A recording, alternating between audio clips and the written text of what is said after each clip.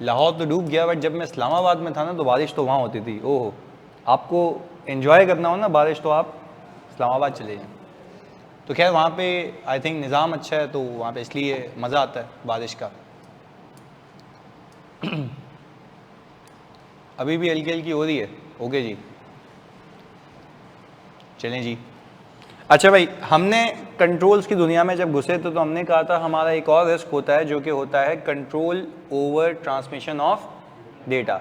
तो हमें उसके ऊपर कंट्रोल लगाने के डेटा हमारा या तो लॉस नहीं होना चाहिए या तो किसी गलत हाथों में नहीं लगना चाहिए। तो हमने कहा कि भाई जब आप अपने डेटा को ट्रांसमिट कर रहे होते हैं ना, तो उसके लिए आपका सिर्फ ऑब्जेक्टिव ये होता है कि एक्यूरेटली, कंप्लीटली और विथ कॉन्फिडेंशियलिटी किसी के पास पहुंचे। यानी एक तो एक्यूरेट पहुंचे, दूसरा कंप्लीट पहुंचे और तीसरा विथ कॉन्फिडेंशियलिटी। ऐसा ही है। चलें जी, फिर वो कहता है इसके लिए आप एक कंट्रोल लगा सकते हैं जिसका नाम है इंक्रिप्शन। अच्छा, डेटा को इनक्रिप्ट करने का मतलब यह है कि आपकी जो भी इंफॉर्मेशन उस डेटा के अंदर है उसके अल्फाज, उसके मायने चेंज हो जाएं जो किसी और के समझ ना आए। सही है। अच्छा बात समझे। जैसे फॉर एग्जांपल एक बेसिक एग्जांपल देता हूं मैं समझाने के लिए भी। यहाँ पे अगर मुझे किसी को बताना है कि भाई आपसे कोई पूछे आप क्या कर रहे हैं, तो आपने कहा 3-1।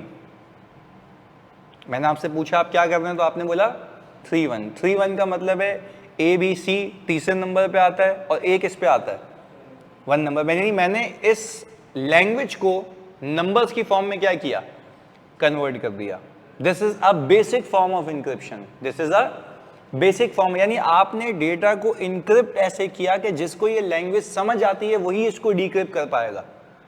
तो दिस इज कॉल्ड इंक्रिप्शन। ये इसलिए इस्तेमाल होती है कि अगर ये डेटा किसी और के हाथ लग भी जाए तो उसको समझ नहीं आएगा।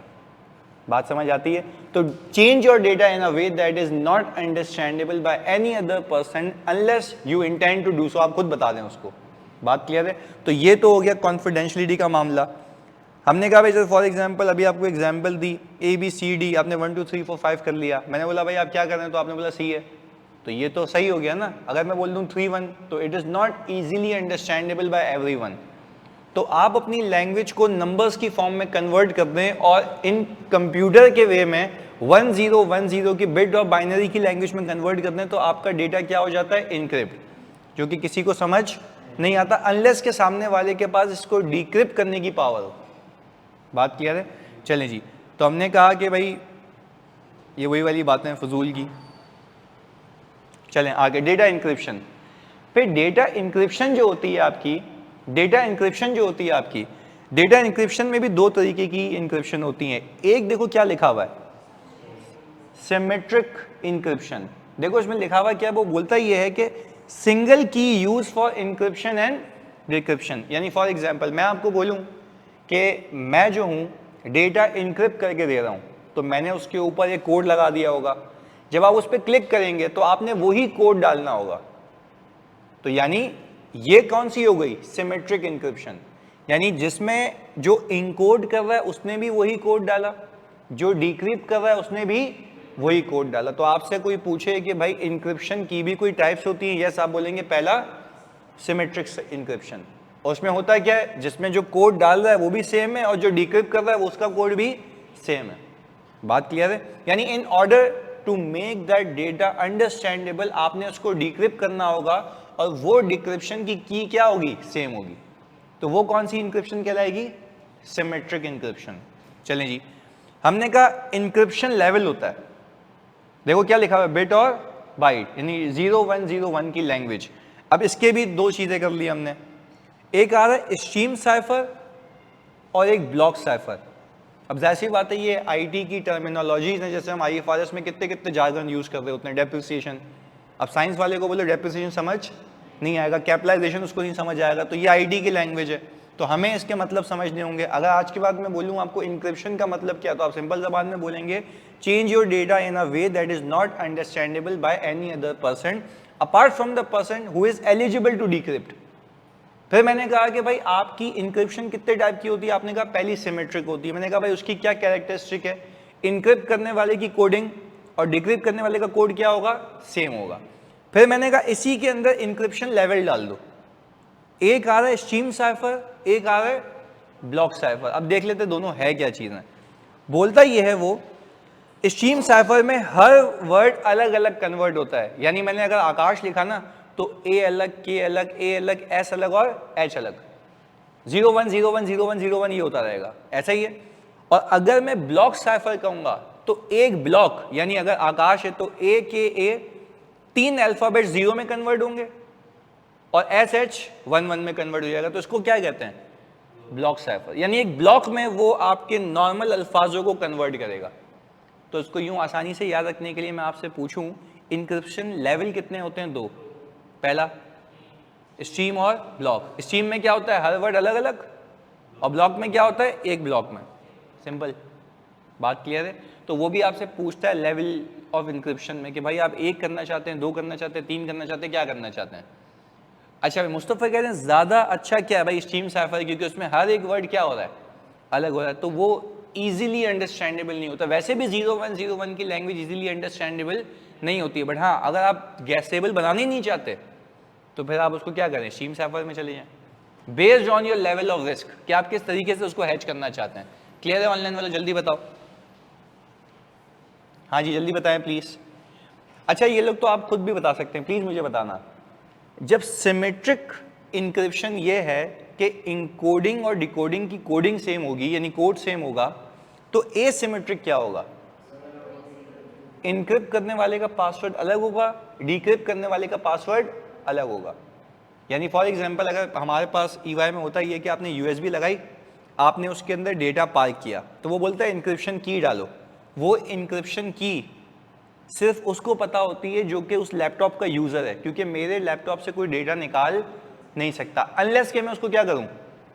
इंक्रिप्शन की डालूं। एग्जांपल दे रहा हूं, तो मैं कोई डेटा कॉपी करेगा ना, कॉपी होगा ही नहीं यूएसबी में अनलेस कि मैं उसमें क्या डालूंगा? इंक्रिप्शन की। फिर वो इंक्रिप्शन की डालते हुए मुझे बोलेगा बताओ डिक्रिप्शन की क्या है। किसके लिए बोल रहा है वो? रिसिपिएंट के लिए, कि जब यही यूएसबी सामने वाला बंदा अपने पीसी में डालेगा वो उसको कॉपी पेस्ट तो कर लेगा, पर वो जब क्लिक करेगा तो 01 01 01 01 ये आ रही होगी स्ट्रीम साइफर। किस में आ रही होगी? स्ट्रीम साइफर में। अच्छा अब अगर वो उसको रीडेबल फॉर्म में लाना चाहता है तो वो क्या करेगा? डिक्रिप्ट करेगा। पर क्या वो वही पासवर्ड डालेगा जो मैंने डाला था, या उसका वाला? उसका वाला जो मैंने इनक्रिप्ट करते वक्त डिक्रिप्शन के लिए उसको इंस्ट्रक्शन दी होंगी, तो वो मैं उसको बता दूंगा कि भाई तुम्हें ये पासवर्ड डालना तब जाके डिक्रिप्ट होगा, अदरवाइज नहीं होगा। ये इसलिए भी होता है क्योंकि बाज़ औक़ात कोई आपको आपका पासवर्ड डालते हुए देख लेता है तो वो बोलता है उसके पास जाएगी तो क्योंकि इसके पीछे तो निकल नहीं सकता, वहाँ पे जाके कॉपी कर लूँगा, तो वहाँ पे जाके भी कॉपी नहीं होगा क्योंकि मेरी की और उसकी की में क्या है? फ़र्क है। बात समझ आती है? तो ये आपके लेवल ऑफ इंक्रिप्शन हैं कि किस हद तक आप अपने डेटा को सिक्योर रखना चाहते हो। बात क्लियर है? तो ये बेसिकली कंट्रोल है ओवर ट्रांसमिशन ऑफ डेटा, कि आपका डेटा गलत हाथों में लगना नहीं चाहिए। यहाँ तक क्लैरिटी है? चलें जी, गुड। आगे हमने कहा दूसरा फायरवॉल्स। अच्छा फायरवॉल क्या इसलिए लगाया जाता है कि कोई आके हमारे डेटा को डैमेज ना करे, डिलीट ना करे, हमारा डेटा क्या रहे? सेफ रहे, तो वो वायरस से प्रोटेक्टेड होगा। तो जाहिर सी बात है जब डेटा ट्रांसफ़र होगा ना तो डेटा में कोई लॉस नहीं होगा।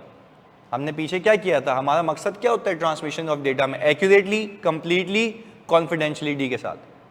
तो एक्यूरेटली पहुंचे तो उसके लिए आप फायरवॉल्स लगाए ना। चलिए जी, हाँ तो मूसा कह रहे हैं एसिमेट्रिक बेटर है। यस एसिमेट्रिक, अच्छा हम यूं कहें asymmetric plus stream cipher is better, यानी आप एसिमेट्रिक यूज करें और स्ट्रीम साइफर यूज करें तो ज़्यादा आपका जो है वो सिक्योरिटी का जो रिस्क है वो कम हो जाता है। क्लियर है? चलिए जी। अच्छा भाई हैकर से बचने के लिए दूसरा ऑथेंटिकेशन कोड्स, इसकी कोई एग्जांपल दे। ऑथेंटिकेशन कोड्स क्या होते हैं? ओटीपी, वेरी गुड, बिल्कुल सही बताया। One time password, one time password. चलो अब ये भी तो ट्रांसमिशन ऑफ डेटा नहीं है, मैंने एग्जांपल्स में भी बताया था तुम्हें कल की क्लास में। तो मुझे एक बात बताओ, तुमने पासवर्ड चेंज करना है, क्या तुम्हारी एक जो इलेक्ट्रॉनिक डेटा इंटरचेंज हुआ? You are asking Facebook to change your password, एक कम्युनिकेशन हुई, ऐसा है? पर वो कोई चेंज जो बंदा कर रहा है क्या वो ऑथेंटिक बंदा है या नहीं है? क्या कॉन्फिडेंशियलिटी को ब्रीच तो नहीं कर रहा? उसके लिए क्या लगा दो? ओटीपी, वन टाइम पासवर्ड लगा दो।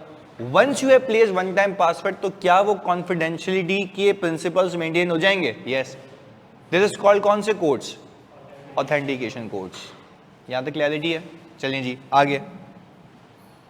अच्छा, ये इसमें ये भी एग्जांपल लिखी हुई थी मैंने, जब आपने कभी किसी को एनआईसी पे पैसे भेजे हों, यानी इजी पैसा पे आप सीएनआईसी पे भी पैसे भेज सकते हैं, यानी आपने यहाँ पे किसी रिटेलर को बोला कि भाई वहाँ पे उस गांव देहात में इस मोबाइल नंबर पे पैसे भेज दो, वो सीएनआईसी दिखाएगा, पर वो सीएनआईसी दिखा भी दे तब भी उसको पैसे नहीं मिलेंगे। वो बोलेगा बता तेरे फोन पे कोड आया होगा, वो कोड मुझे मैच करा दे। ये कौन सा कोड है? Authentication code. क्योंकि आप जो इलेक्ट्रॉनिक डेटा इंटरचेंज कर रहे हैं उसमें मुझे ये रिस्क है कि कोई भी इंफॉर्मेशन गलत बंदे के हाथ में ना लगे। क्लैरिटी है? चलिए जी आगे। Acknowledgement codes. ऑथेंटिकेशन कोड और एक्नॉलेजमेंट कोड में क्या फर्क है? Authentication code is basically a preventive control,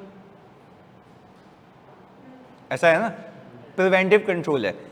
acknowledgement code is basically a detective control, यानी आप वो कह रहे हैं कि सामने वाला जब उसको ईमेल को खोल के देखे, मैंने याद है आपको बताया था आउटलुक में एक फीचर आया है, यस, ऑटोमेटिक रिप्लाई आ जाएगा कि this email has been received by XYZ person.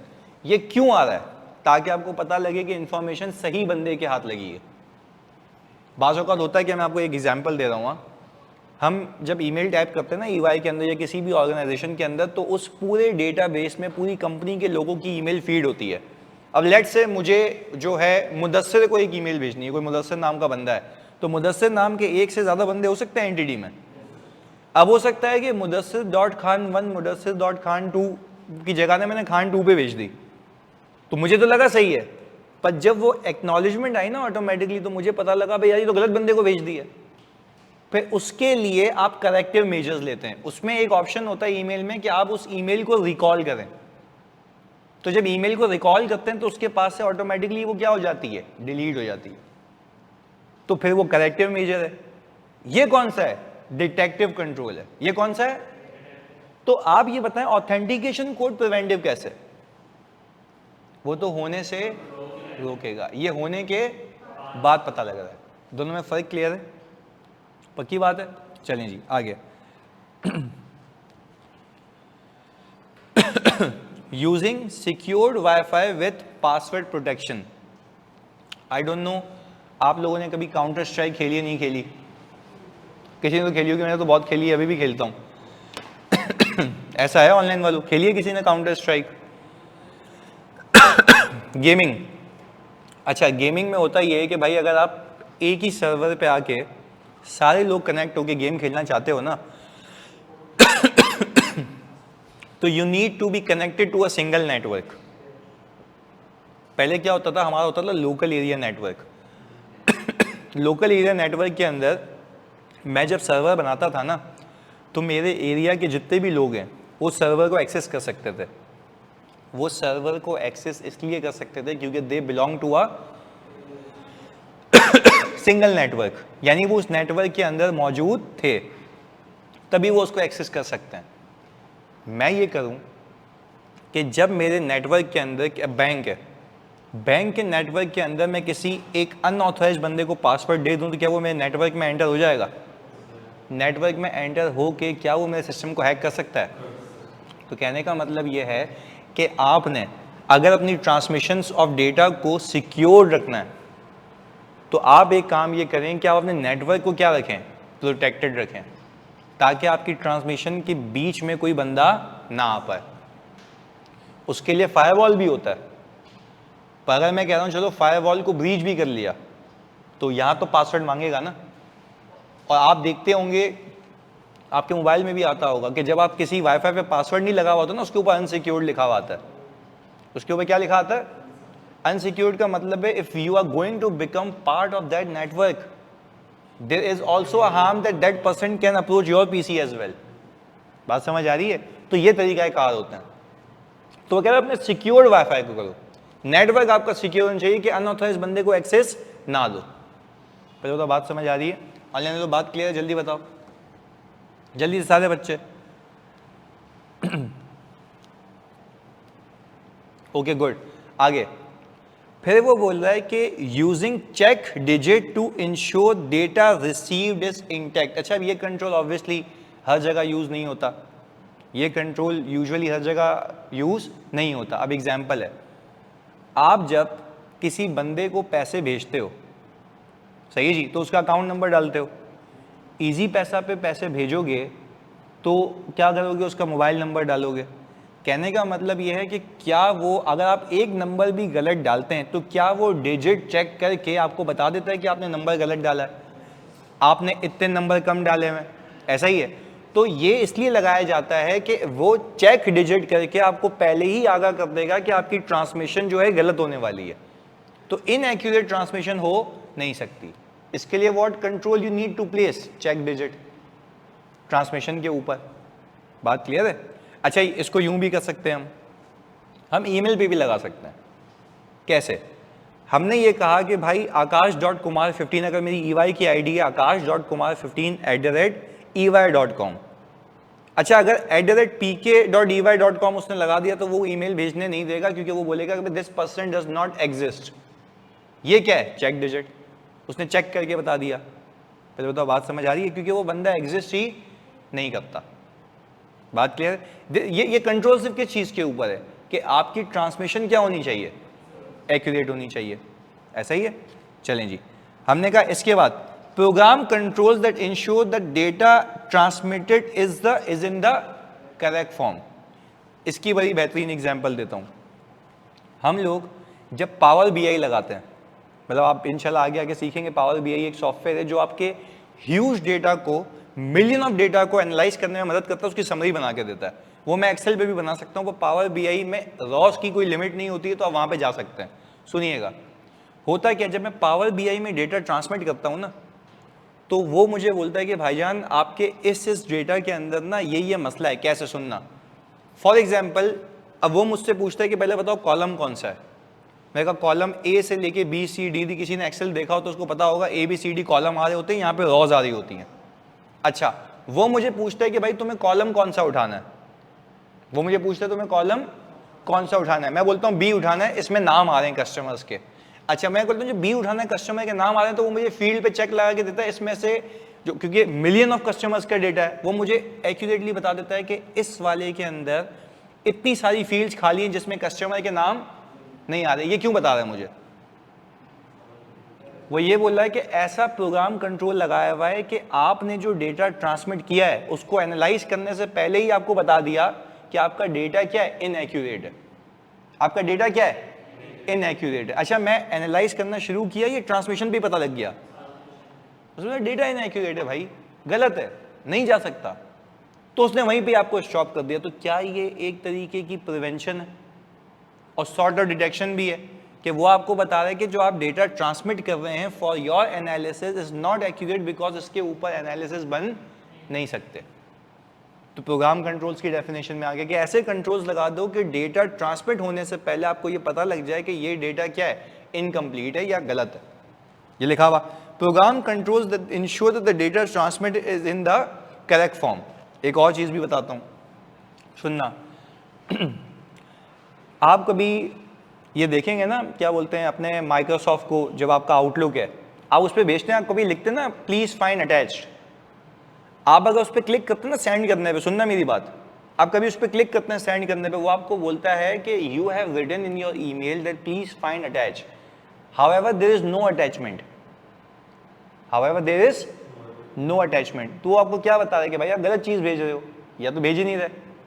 फिर आप बोलते हो कि प्लीज फाइंड अटैच PDF, तो बोलता आपने तो एक्सेल लगाई हुई, PDF तो है ही नहीं। वो आपको क्या कह रहा है कि भाई जो डेटा जा रहा है वो सही जा रहा है, नहीं जा रहा। ये प्रोग्राम कंट्रोल्स हैं, किसके ऊपर, ट्रांसमिशन के ऊपर। चलो एक बात तुमने बता दी ना, आज मैं मान जाऊंगा कि पीछे की आईडी की मेहनत सफल हो गई है। ये तो ट्रांसमिशन के ऊपर कंट्रोल है ना, वो डेटा सही कैलकुलेट हुआ है नहीं हुआ, उसमें कोई एरर या फ्रॉड नहीं, उस पर क्या कंट्रोल्स थे? नहीं, उसके ऊपर एप्लीकेशन कंट्रोल्स थे, उसके ऊपर जनरल कंट्रोल्स थे, वो तो डेटा बनाने के कंट्रोल्स थे। याद करो, input authorization, input validation, limit test, range test, sequence test, batch total, input output, याद आ रहा है? रिव्यूइंग कंट्रोल्स थे आपके, है ना, कुछ सिस्टम लॉक्स थे जनरल कंट्रोल्स के, कोई गलती ना हो, तो भाईजान वो तो वहां पे आ गए ना। अब आप कह रहे हैं एक्सेप्शन रिपोर्ट्स, तो कहने का मतलब ये है कि भाई वो तो डेटा एक्यूरेट तैयार हो गया है, अब आप जो कह रहे हैं, अब आप ट्रांसमिशन की बात कर रहे हैं, अब किसी को भेजना है तो वो भी तो सही हो ना, उस पर कंट्रोल्स की बात कर रहे हैं कि डेटा सही हो, उसके अंदर कोई मसला ना हो, करेक्ट फॉर्मेट में हो। बात समझ आ रही है? तो इस तरीके से इसको सोचना है, आपका दिमाग चलना चाहिए इस पे कि भाई डेटा की एक्यूरेसी कहां गई, वो तो पीछे हो गई ना। पर अब मैं कह रहा हूं जो डेटा भेजने लगे हो वो एक्यूरेट होना चाहिए, कंप्लीट होना चाहिए, और तीसरा कॉन्फिडेंशियलिटी के साथ होना चाहिए, इनक्रिप्ट करके भेजो। कंप्लीट है या नहीं है वो तुम्हें बता देगा ना, मैं बोल रहा हूँ अटैच लिख रहा हूँ, नहीं है उसमें फाइल, तो आपको बता रहा है प्रोग्राम कंट्रोल्स। बात समझ आ रही है? ऑनलाइन वालों प्लीज बताओ, बात क्लियर है ये वाली? कंप्लीट, कंप्लीट और एक्यूरेट का मतलब होता है, कंप्लीट होना एक कंप्लीटनेस है, एक्यूरेट मतलब सही हो, और वो सही के कंट्रोल्स हम पहले सीख चुके हैं। सही है, मैं इसीलिए मैंने कनेक्ट किया। देखो एक्यूरेट और कंप्लीट में फर्क है ना, एक्यूरेट का मतलब इस फॉर्मेट में हो कि सामने वाले को क्या है समझ है, उसमें कोई नॉर्मलीज या गलती नहीं होनी चाहिए, तो उसके लिए तो पहले कंट्रोल लगे हुए ना हमारे, तो वही तभी मैंने वहां से रेफर किया। आगे जी, फॉर्मेट चेंज ना हो, फॉर एग्जांपल तुम सेंड करो, उसके बाद किसी बग की वजह से सही से ना खुले। फॉर एग्जांपल आप एक्सेल का वर्जन यूज करें, एग्जांपल दे रहा हूं, आप कभी करके भी देखना, आप एक्सेल का वर्जन यूज करें 97 का, 1997 का, आप जब जो MS ऑफिस 2023 यूज कर रहा होगा ना वो खुलेगा, उसके बाद नहीं खुलेगा। क्यों? फॉर्मेट वर्जन अलग है, फॉर्मेट या वर्जन अलग है। ईमेल पे ये भी बताता है, वो कंपैटिबिलिटी का इशू है, बिल्कुल सही बोला इसने, ईमेल पे वो ये भी बताता है कि the version that you are using is outdated, either switch to the new version before sending this email. तो आपको वहीं आगाह कर देगा वो कि भाई ये जो वर्जन आप भेजने लगे वो क्या है, सही नहीं है। और ऑर्गेनाइजेशंस आपस में ऐसे कंट्रोल लगाती हैं विद इन दी ऑर्गेनाइजेशन, एक ही नेटवर्क के अंदर, कि वो इंकरेज करती हैं कि लेटेस्ट फाइल्स यहाँ से वहाँ ट्रांसमिट हो। तो इसका एक कंट्रोल ये लगाया जाता है हमारे यूआई में, पता है क्या, कोई नया सॉफ्टवेयर आता है ना, अपडेट आती है, हम लोग तो पेड वर्जन यूज करते हैं ना, माइक्रोसॉफ्ट 365 लेटेस्ट चल रहा है वो, तो उसमें सारे फीचर्स होते हैं, आप जितने एनालिसिस करना चाहते हो, हजारों लाखों डेटा कुछ भी कर सकते हो आप उसमें। होता क्या, जब भी नई अपडेट आती है ना, वो मैसेज पॉपअप होता है, वो मेरे सिस्टम को हैंग करना शुरू कर देता है, वो मुझे मजबूर करता है कि मैं उस पर क्लिक करूं ताकि मेरा सिस्टम क्या हो जाए, अपडेट हो जाए। तो उसमें सारे जो मेरे मॉड्यूल्स है वो क्या हो जाते हैं, अपडेट। अच्छा, ये क्या है, program controls that will ensure that the data जो है वो करेक्ट फॉर्मेट में जाए, किसी को भी भेजूं। बात समझ आती है? ऑनलाइन वालों यहाँ तक क्लियर है? जल्दी बताओ। अच्छा, restricting access to source data, इस पे क्या फिजिकल एक्सेस कंट्रोल लगा सकते हैं? क्या लॉजिकल एक्सेस कंट्रोल लगा सकते हैं? ये वही वाला डेटा है, बात समझिएगा, जो सोर्स डेटा है, जो मैं इंफॉर्मेशन ट्रांसमिट करूंगा, ये कंट्रोल इसलिए लगा रहा हूं ताकि ये डेटा किसी गलत बंदे के हाथ ना लगे, सिर्फ ये इंश्योर करने के लिए मैं डेटा सही। फॉर एग्जाम्पल, एक एग्जाम्पल दे रहा हूं, आपने पेरोल की शीट तैयार कर ली है, अब आपने किसको भेजनी है, बैंक को। पेमेंट प्रोसेस कहां से होगी, बैंक से। मेरे सिस्टम में एंट्री भी बन चुकी है ना, salary expense debit, salary payable, क्या उसके ऊपर इनपुट वैलिडेशन कंट्रोल लगे थे, लिमिट चेक लगा था, रेंज टेस्ट लगा हुआ था, डिडक्शंस पे कंट्रोल थे, सब था, रिव्यू भी हुआ, रिकैलकुलेशंस भी हुई, डिडक्शंस भी हुई, सब कर करा के यहाँ आ गया। जब जो फाइल रेडी थी ना टू बी सेंट, उसमें आके किसी ने छेड़खानी कर ली, तो अब जो बैंक से पैसे निकले वो ज्यादा निकले, बैंक क्या बोलेगा, भाई जो आई है तुमने भेजी है, मैंने भेज दिए पैसे, मेरा क्या जाए।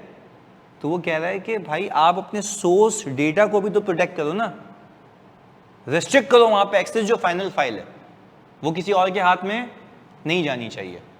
तो this is what this standard is saying कि भाई आपने अपने सोर्स डेटा को भी प्रोटेक्ट रखना है। और जो ये हमने वहां पे भी सीखा हुआ एप्लीकेशन कंट्रोल में, सोर्स डेटा को तो वैसे भी प्रोटेक्टेड रखते हैं। वो कह रहा है बिफोर भेजने से पहले भी उसको प्रोटेक्ट रखना है, ऐसा नहीं कि भेजने से पहले आपने प्रोटेक्शन ही लगाई हुई उसके ऊपर। अगर वो डेटा आपका प्रोटेक्टेड है तो इसका मतलब ये है कि भाई आपका डेटा ट्रांसमिट भी सही होगा, उसमें कोई अनॉमलीज या एरर नहीं होगा। तो ये मुस्तफ़ा यहाँ पे पूछ रहे हैं कि सर क्या ये प्रिवेंटिव कंट्रोल है या डिटेक्टिव है?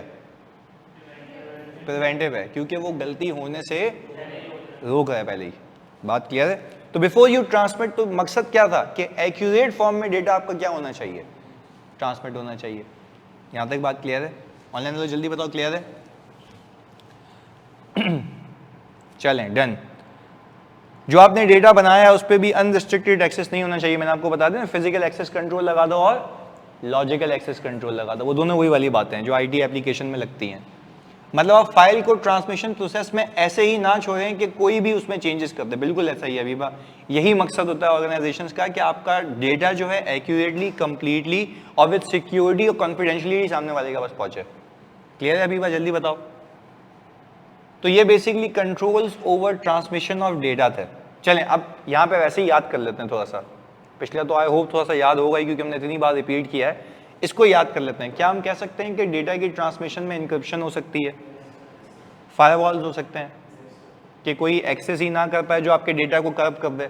तीसरा ऑथेंटिकेशन कोड्स और एक्नॉलेजमेंट कोड्स, वेरी गुड, 4 तो याद हो गए। पांचवा यूजिंग सिक्योर्ड वाईफाई, कोई आपके एरिया में एंटर ना हो पाए। इसके बाद program controls to prevent unauthorize access, ऐसा ही। और दूसरा क्या आ गया कि भाई आप रिस्ट्रिक्टेड यूज करें और आपका जो डेटा है वो ऐसी जगह पे होना चाहिए जहां पे अनरिस्ट्रिक्टेड एक्सेस ना हो। बात क्लियर है? चलें जी, ये तो हो गया control over transmission of data. जब हमने ये खत्म किया तो हमने कहा इदारे से तो हम फ्री हो गए, इदारे से तो हम फ्री हो गए। अब हम किस पे आते हैं?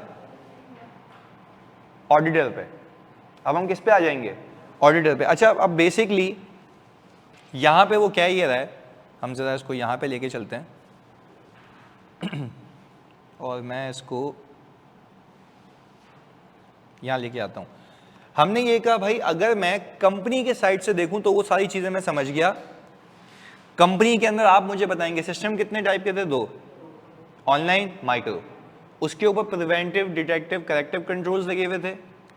या तो तुम उसको जनरल कंट्रोल कहोगे या एप्लीकेशन, या तो तुम कहोगे वो ऐसे कंट्रोल्स हैं जो ट्रांसमिशन पे लगे हुए हैं। वो पूरी कहानी समझ के अब तुम ऑडिटर की साइड पे आ जाओ। अब ऑडिटर को कहा गया कि भाईजान जब वो आईटी सिस्टम यूज कर रहा है तो आप भी तो आईटी सिस्टम यूज करेंगे, पर आपकी बुक ना और आपका जो आईकैप का स्टडी टेक्स्ट है वो जमाने कदीम पुराने चल रहा है।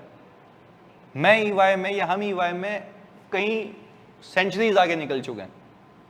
वो पता है आपकी बुक में क्या लिखता है? सुनना मेरी बात, मैं आपको उसको प्रैक्टिकलिटी से लिंक करूंगा, आपको समझ आ जाएगी बात। वो आपकी बुक में ये लिखता है कि आप ऑडिट सॉफ्टवेयर को, किसको भाई? ऑडिट सॉफ्टवेयर को। हम किसकी बात कर रहे हैं? ऑडिटर की। आप ऑडिट सॉफ्टवेयर को यूज कर सकते हैं कहां पे?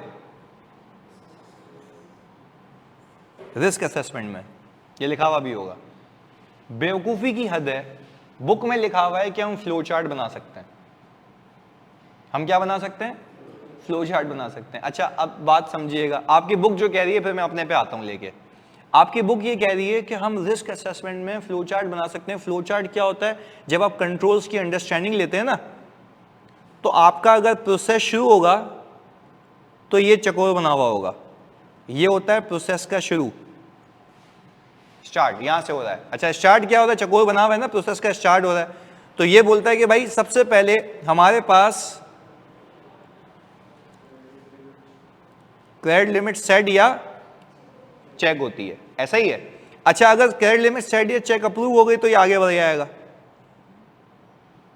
ये आगे बढ़ जाएगा, ऐसा ही है। प्रोसेस स्टार्ट हो गया। अच्छा इसको यूं भी कर सकते हैं ताकि और तुम्हें अच्छे से समझ आए। हम कह रहे हैं प्रोसेस शुरू होगा जब कस्टमर का ऑर्डर आएगा। ये करके देखें क्या आएगा कस्टमर का भाई?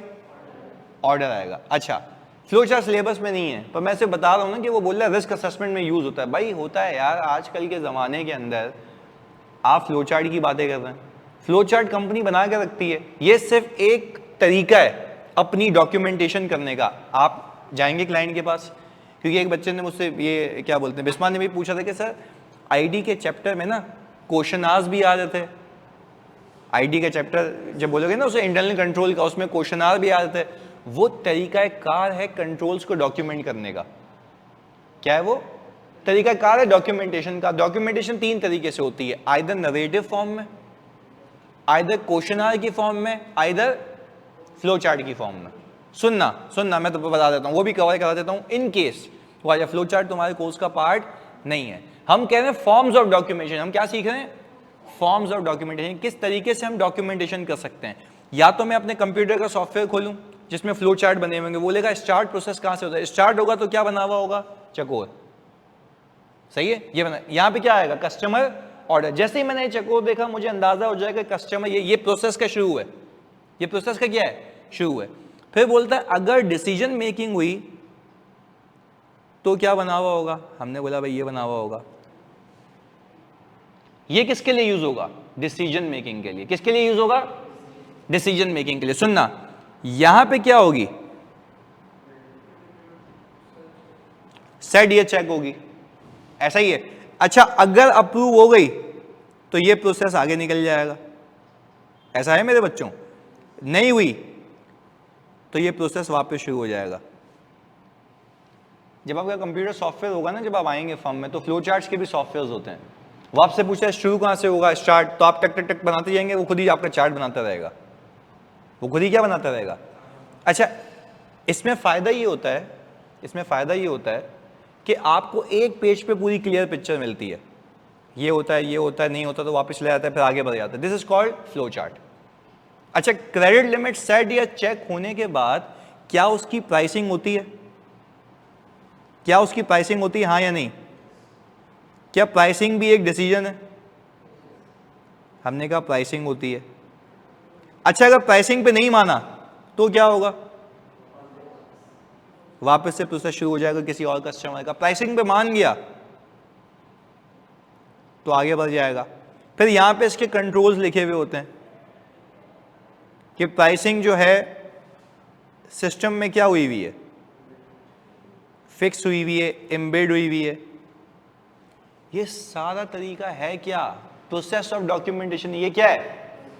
तो बोला कंप्यूटर को यूज करके, फ्लो चार्ट को यूज करके रिस्क असेसमेंट कर सकते हो। भाई मुझे पता है, मैं रिस्क असेसमेंट इंटरनल कंट्रोल को समझ के भी करता हूं ना, क्योंकि अगर इस पूरे प्रोसेस में तुम बताओ प्राइसिंग का मैकेनिज्म ना हो तो मेरा रिस्क है ना कि अनऑथराइज्ड प्राइसेस पे गुड्स को बेच दिया गया हो। और अगर यहां पे क्रेडिट लिमिट सेट हो रही है तो यहां पे कंट्रोल लगाया हुआ है कि ये जो क्रेडिट लिमिट है ये जो है सेल्स क्लर्क लगाता है। हाँ भाई, क्या रिस्क है? क्या रिस्क है, हाँ या नहीं? क्या रिस्क है? नहीं, रिस्क ये है कि that person is not eligible to set the price या क्रेडिट लिमिट, क्योंकि वो तो अपने मफाद में ही करेगा ना। क्या इसकी अथॉरिटी है या इसका अलग बंदा होना चाहिए? तो ये आपको रिस्क कैसे पता है? क्यों बोला भाई? ऐसे आप ऑडिट सॉफ्टवेयर को यहां यूज कर सकते हो। पहले बताओ, बुक वाली बात समझ आई कि this is the form of documentation, this is the using computer assisted audit technique. Computer assisted audit technique को यूज कर दो, दैट्स इट। इसके अलावा कुछ नहीं कर रहे। यहां तक कोई मसला? पक्की बात है। आगे, अच्छा, फिर एक और फॉर्म ऑफ डॉक्यूमेंटेशन होती है। मैं अभी रिस्क असेसमेंट की बात कर रहा हूं ताकि वो वाला भी पार्ट कवर करा लूं। एक और फॉर्म ऑफ रिस्क असेसमेंट होती है जिसको हम कहते हैं नरेटिव या डिस्क्रिप्टिव फॉर्म। अब आपको देखो लिंक कैसा करता हूं, जरा फोकस होकर सुनना। लिंक कैसे करता हूं, सुनना। नरेटिव फॉर्म क्या होती है? मैं आया आपके पास, आप जैसे क्लाइंट के बंदे हैं, आप क्लाइंट पे बैठी हुई हैं, आपने बोला कि हाँ जी बताओ क्या पूछना है। मैंने बोला यार सेल्स साइकिल तो बताओ। आपने बोला भाई पहले सेल्स ऑर्डर आता है, कस्टमर ऑर्डर आता है, उसके बाद हम क्रेडिट लिमिट सेट करते हैं। मैं ये बातें लिख रहा हूँ, ये क्या है? डॉक्यूमेंटेशन है। बट किस फॉर्म में? नरेटिव या डिस्क्रिप्टिव फॉर्म में। ये वहाँ पे लिखी हुई है जो आप वो कह रहे थे ना, बिस्मा जो कंट्रोल का चैप्टर आप कह रहे थे वहाँ पे ये लिखी हुई। मैंने कहा चलो मैं यही कवर करा दूंगा रिस्क हैच करने के लिए, फॉर्म ऑफ डॉक्यूमेंटेशन। क्लैरिटी है यहाँ पे, बात समझ आ रही है? अच्छा, अब इसके अपने फायदे नुकसान आते हैं। आप मुझे एक बात बताएं, जब आप नरेटिव फॉर्म में लिख रहे होते हैं ना, वैसे प्लीज सुनिएगा फोकस के साथ, जब आप नरेटिव फॉर्म में लिख रहे होते हैं ना, तो नरेटिव फॉर्म में हमारे EY के सॉफ्टवेयर में हमारे पास एक ऑप्शन है, वो बोलता ही है कि पहला पूरा प्रोसेस बताओ और फिर क्लाइंट से पूछ के ना बताओ इनिशिएट कैसे होती है, तो वो नरेटिव फॉर्म में हमसे लिखवाता है। तो क्या वो नरेटिव फॉर्म में मैं कागज पे लिख रहा हूँ या सॉफ्टवेयर में लिख रहा हूँ? तो रिस्क असेसमेंट वैसे भी हो सकती है, either in the form of flow chart, either in the form of narrative. पर ये लिख कहाँ रहा हूँ? ऑडिट सॉफ्टवेयर में, ऑडिट सॉफ्टवेयर में। फिर वो मुझे कहता है कि जो तुमने लिखा, जो तुमने लिखा नरेटिव फॉर्म में। पर आपको क्या एक बात समझ आती है कि नरेटिव फॉर्म में लिखने का एक नुकसान ये होता है, पहले फ़ायदा सीख लेते हैं। फ़ायदा ये होता है कि it is easy to write, बोलते जाओ लिखते जाओ, बोलते जाओ लिखते जाओ, पर it is difficult to identify deficiencies. It is difficult to identify deficiencies. कैसे? मुझे एक बात बताओ, आप लोगों को जो सवाल आता है, मैं लिंक करके दिखाता हूँ तुम्हें, आप लोगों को जो सवाल आता है पेपर में, क्या वो फ्लो चार्ट की फॉर्म में होता है या नरेटिव फॉर्म में होता है? उसमें से बीच में लाइन गायब हो जाती है ना। क्या आपको पता चलता है कि भाई जब गुड डिस्पैच हो रहे थे तो GDN पे सिग्नेचर नहीं लिया?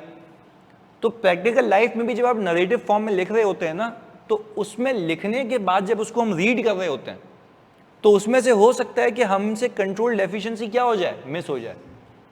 कंपैरेटिवली वो चीज आसानी से सामने आती है जब फ्लो चार्ट में हो।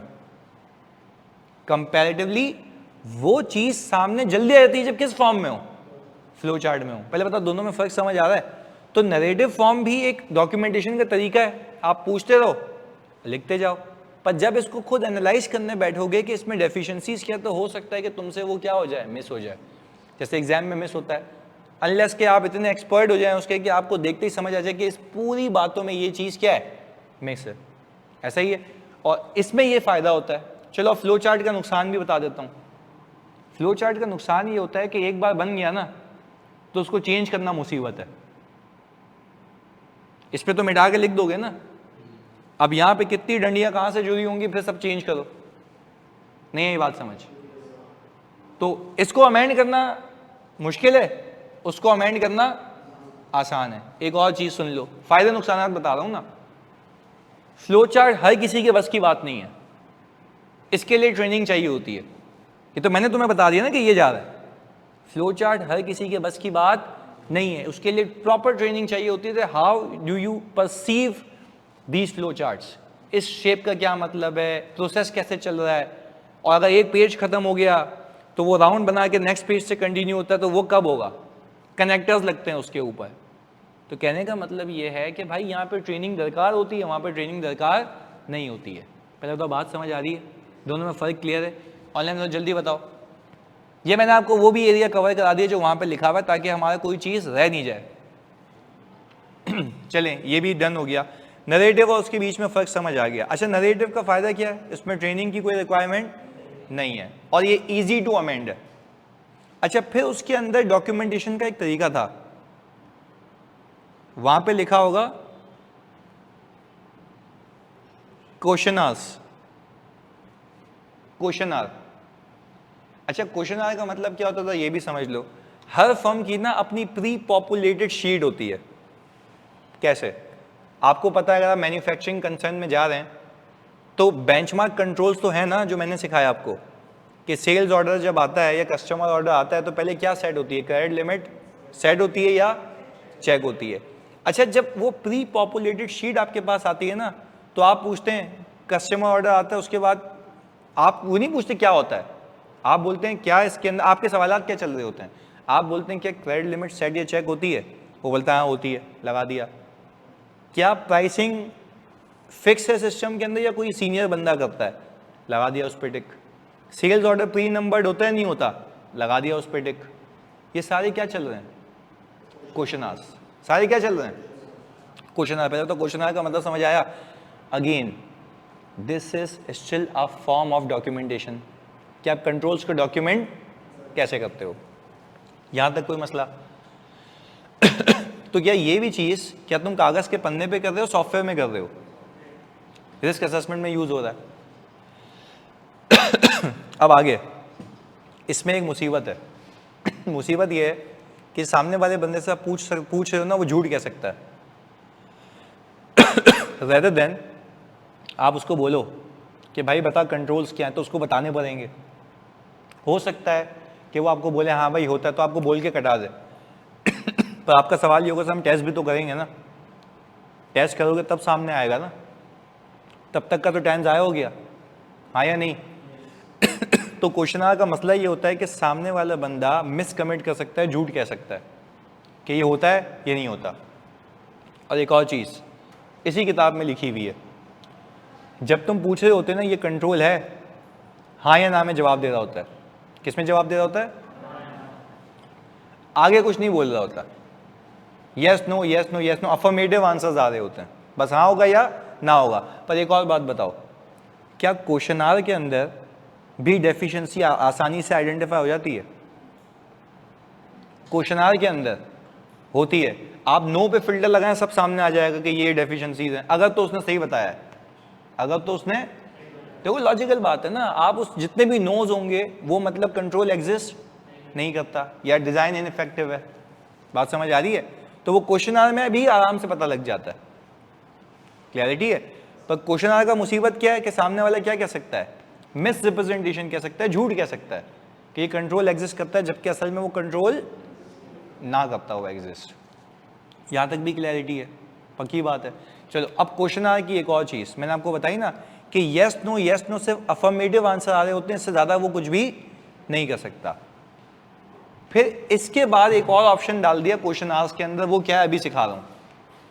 वो बोलता है आप जो है ना अफर्मेटिव क्वेश्चंस नहीं पूछें, आप जो है ना अफर्मेटिव क्वेश्चंस नहीं पूछें, आप ये नहीं पूछेंगे ये कंट्रोल है या नहीं है, आप पता सवाल का तरीका चेंज कर दें। कैसे? आप उससे ये सवाल करें कि आपके बैड डेट्स ना हो इस पे क्या कंट्रोल है। ये भी क्वेश्चन आ रहा है, ये भी क्वेश्चन आ रहा है, आपके बैड डेट्स ना हो इस पे क्या कंट्रोल है। तो वो बोलेगा यार क्रेडिट लिमिट सेट होती है और चेक होती है, एजिंग भी बनती है। अब वो खुद बोला, अब ये तो नहीं है ना तुम उसको बोल रहे हो कि भाई आपके बैड डेट्स ना हो उसके लिए क्या करते हो, नो, ये तो नहीं कह सकता यस। ये कब कहेगा वो?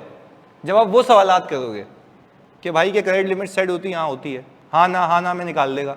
तो आप उससे यूं क्यों नहीं पूछते हो कि भाई बैड डेट नहीं हो इसके लिए क्या मेजर्स हैं? तो बोलेगा यार हमारी क्रेडिट, अच्छा फिर इसमें से नहीं हुआ तो आप खुद यस नो पे लगा दो। तो पहला वाला तरीका ज्यादा अच्छा है या दूसरा? इसको हम कहते हैं ISQER, उसमें लिखा हुआ भी है तुम्हारी बुक के अंदर कि आपके जो क्वेश्चंस हैं वो इस तरीके से होने चाहिए कि जो इस बात को कंफर्म कर लें कि वाकई में कंट्रोल एग्जिस्ट करता है या नहीं करता। पहले बताओ, हाँ मेहनत उससे करानी है, ये बात सही लिखी इसने, मेहनत किससे करानी है? हाँ तो किसमें नैरेटिव वाला नहीं आया? मेरे देखो मेरी शीट वही है, नहीं समझे तुम लोग बात, मेरी अभी भी शीट वही है, अंदाज क्या हो गया, चेंज हो गया। यानी मैंने अभी शीट पे ये लिखा हुआ है कि क्रेडिट लिमिट सेट होती है नहीं होती है, पर मैंने क्रेडिट लिमिट सेट होती है नहीं होती है और जो दूसरा बॉक्स है एजिंग का वो खाली रखा हुआ है। वो क्या रखा हुआ है? खाली रखा हुआ है। वो खाली इसलिए रखा हुआ है क्योंकि जब मैं तो सवाल करूंगा वो जवाब देगा तो मैं टिक करूंगा, अदरवाइज उस पर क्या हो जाएगा, नो। तो शीट अभी भी क्वेश्चन आ रही है, पर सवाल ये है कि क्या वो क्वेश्चन पूछने का तरीका क्या हो गया, चेंज हो गया। बात क्लियर है? तो उसमें भी आप नोट्स पे फिल्टर लगाएंगे, सब आपको मिल जाएंगे। तो आई होप आपको ये डॉक्यूमेंटेशन के तरीके समझ आ गए। Flow chart is not the part of your course, यहां तक क्लैरिटी है? कोई ये पेज नंबर भी बता दो, ये पेज नंबर अगर कोई देख रहा है उस पर इंटरनल कंट्रोल पे खोल लो ताकि ये भी हम कवर कर लें। अभी बता दूंगा दूबा, पेज नंबर 65, 65 नंबर पेज पे भाई।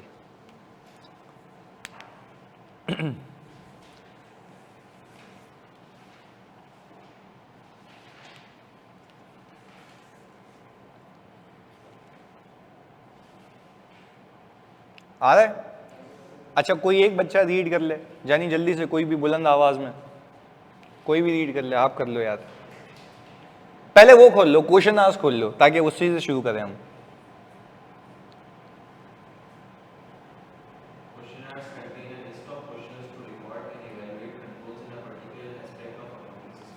वेरी गुड, ये कह रहे हैं क्वेश्चन आंसर पर्टेन करते हैं ऐसे सवालात जो कि हम इवेल्युएट करने में मदद करेंगे कि क्या इंटरनल कंट्रोल किसी सिस्टम में एग्जिस्ट करते हैं या नहीं करते।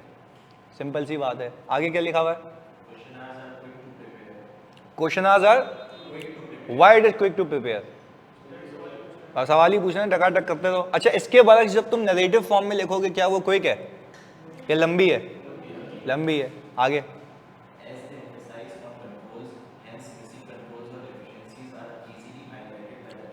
यही मैंने बोला कि ये इजीली हाईलाइटेड हो जाएगा, ऐसा ही है। अच्छा ये बिस्मा मैं इसलिए भी करवा रहा हूँ क्योंकि देखो फॉर्म ऑफ डॉक्यूमेंटेशन है ना, वो हो सकता है किसी तरीके से और से पूछ ले, क्योंकि डॉक्यूमेंटेशन का चैप्टर तो है ना तुम्हारे पास। चलो उसने स्पेसिफिकली एक्सक्लूड किया पर वहां घुमा के पूछ ले, तो उस रिस्क को हैच कर रहा हूँ कि भाई आप डॉक्यूमेंट कैसे कर सकते हैं। तो आपसे पूछ ले कि how you can document the internal controls, तो यू हैव द 3 फॉर्म्स, फायदा नुकसान बता के मार्क्स लेके निकल जाना आगे। सही, तो इसलिए मैंने बोला कवर करा देता हूँ। आगे जी। अच्छा, इसका क्या मतलब है? It may be easy for client to overstate the level of controls.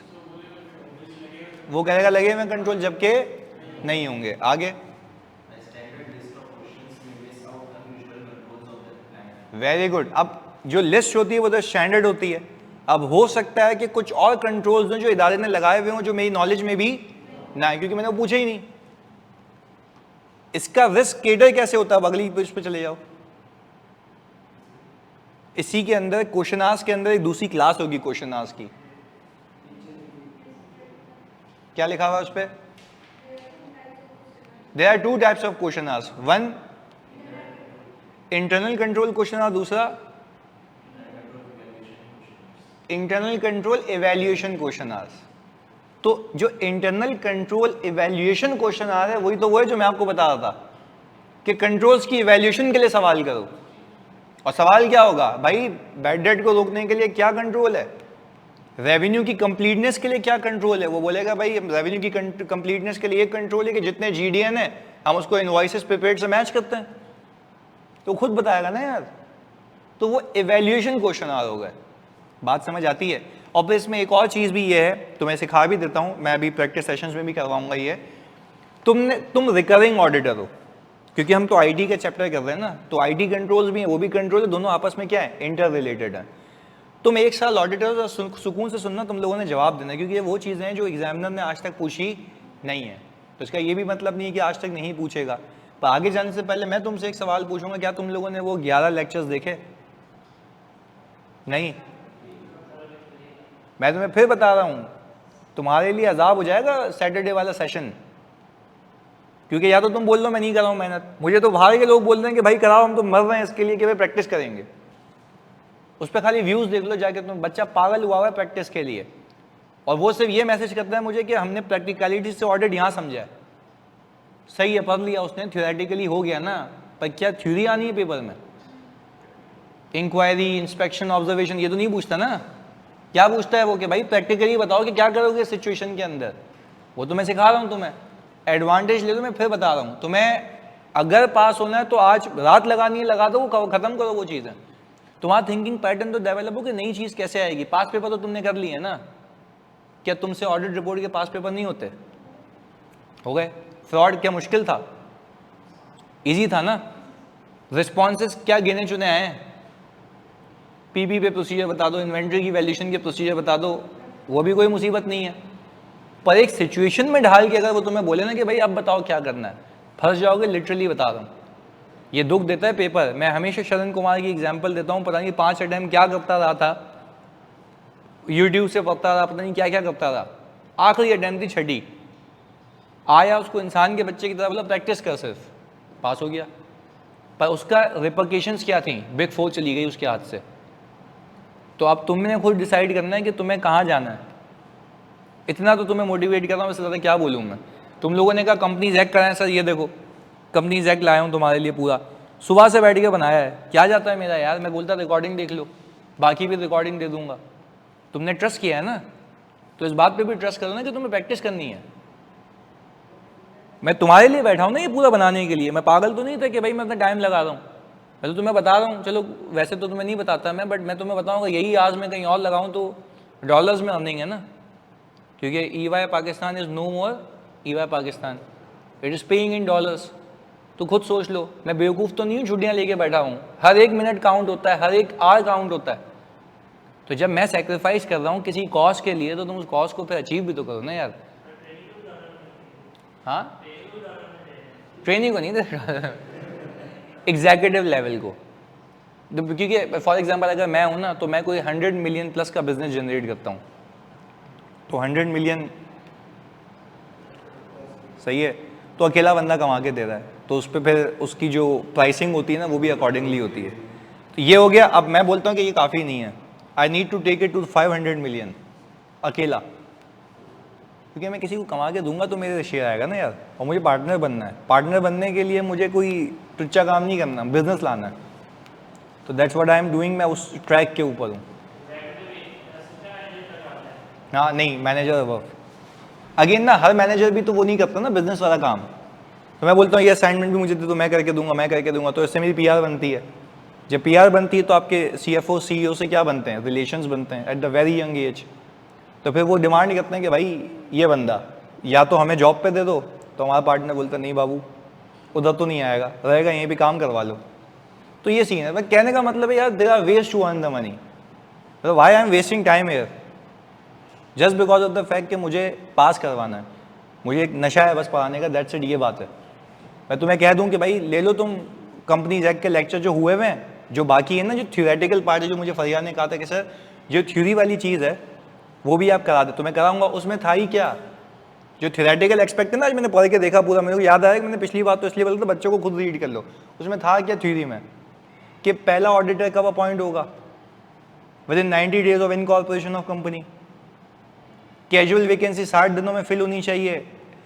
AGM में अपॉइंट नहीं हुआ तो कमीशन आके अपॉइंट कर लेगा। ये कंपनीज एक्ट के प्रोविजंस हैं, तो वो भी कराऊंगा मैं। तो समझाना चाह रहा हूँ कि भाई जब मैं एक स्टेप आगे आ रहा हूँ ना, तो तुम भी कदम बढ़ाओ ना, तुम तैयारी तो करो उसकी। तुम्हें दे दी है मैंने चीज़ें यार।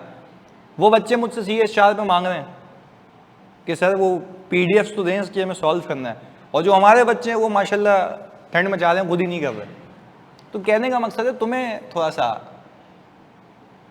हाँ वही तो कह रहा हूँ फरिया, कि अगर देखो फरिया भी कह रही है ना यहाँ पे कि मेरा कंपनी जैक वाला वीक है, तो मैंने क्या कहा, मैं उस बात की रिस्पेक्ट करता हूँ कि यार अगर वीक है तो मेरी जिम्मेदारी है, मेरी जिम्मेदारी बनती है कि मैं कराऊंगा। तो वो मैंने उसको ओन किया है, मैंने उसको निगलेक्ट नहीं किया। मैं कह सकता था ना ग्रुप के ऊपर कि भाई मैं आपको रिकॉर्डिंग दे रहा हूँ, वो कवर कर लेना, मेरी जिम्मेदारी पूरी हो जाती। पर आई फील लाइक कि यार अगर किसी को भी मसला है तो मैं उसको ओन करूँगा, चाहे वो कोई भी टॉपिक हो।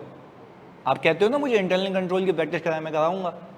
मैं तो छुट्टियाँ लेके बैठा हुआ हूँ ना। मैं अगेन कह रहा हूँ, मैं छुट्टियों में भी ऑफिस का काम भी तो कर ही रहा हूँ, साथ साथ ये भी देख रहा हूँ। तो प्लीज़ यार रिक्वेस्ट है थोड़ा सा करें। सर उन क्वेश्चंस के सोल्यूशन भेज दें जो वीडियोस हैं, वो है ना, ये तो है ना ऑलरेडी भेजे हुए ना, ग्रुप पे PDF लगी हुई है, उस पर देख लें आप। और वीडियो में सोल्यूशन तो है, उसमें क्या मतलब, क्या कथक डांस है क्या? वही तो है।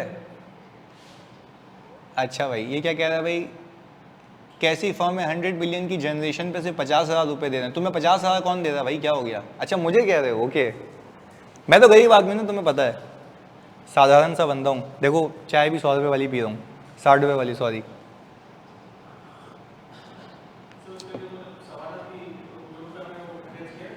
हाँ ड्राइव पे है, मौजूद है। नहीं वो है, मैं अगर नहीं भी हो तो जिसमें क्लैरिटी भी ना हो मुझे बताना, मैं भेज दूंगा। मैं पूरी इसमें इस वाले PC में पड़ी हुई है, सही है। अलीजबा कह रही हैं आपके जैसे गरीब अल्लाह सबको बनाए, आमीन।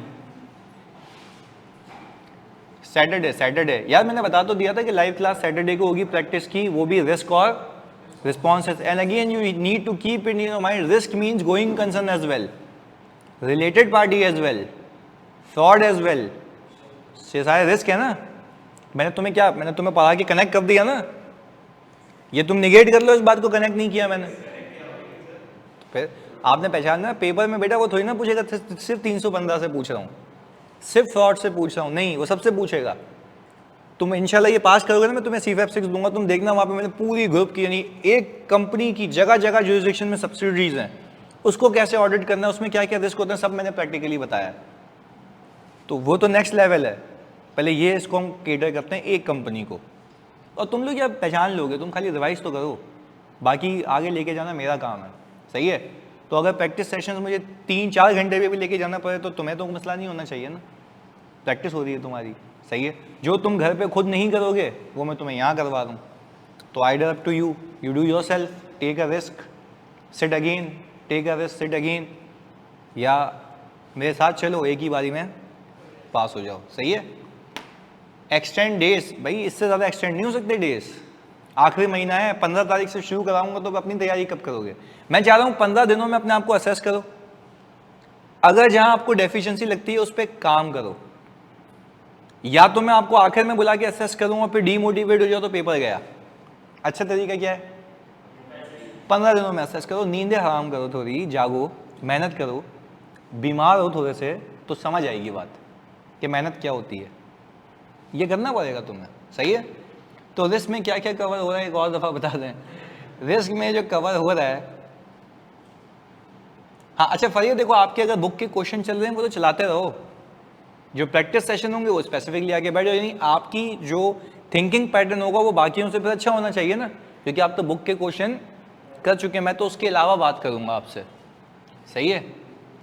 चलिए जी, सलाह कह रहे हैं नींद हराम हो चुकी है, तो बेटा तुम नींद हराम करके किसी और के लिए बैठे हो ना, चस्सी अपने लिए करो, सही है। चलो बस प्रैक्टिस कराऊंगा मैं, ये डन हो गया है।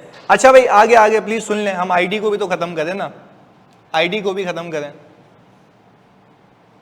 वो मुझे बता देना अली हसन। चलें जी, हम आईडी को भी खत्म करते हैं। अब एक और चीज, वापस हम इस पे आ गए अपनी स्लाइड के ऊपर।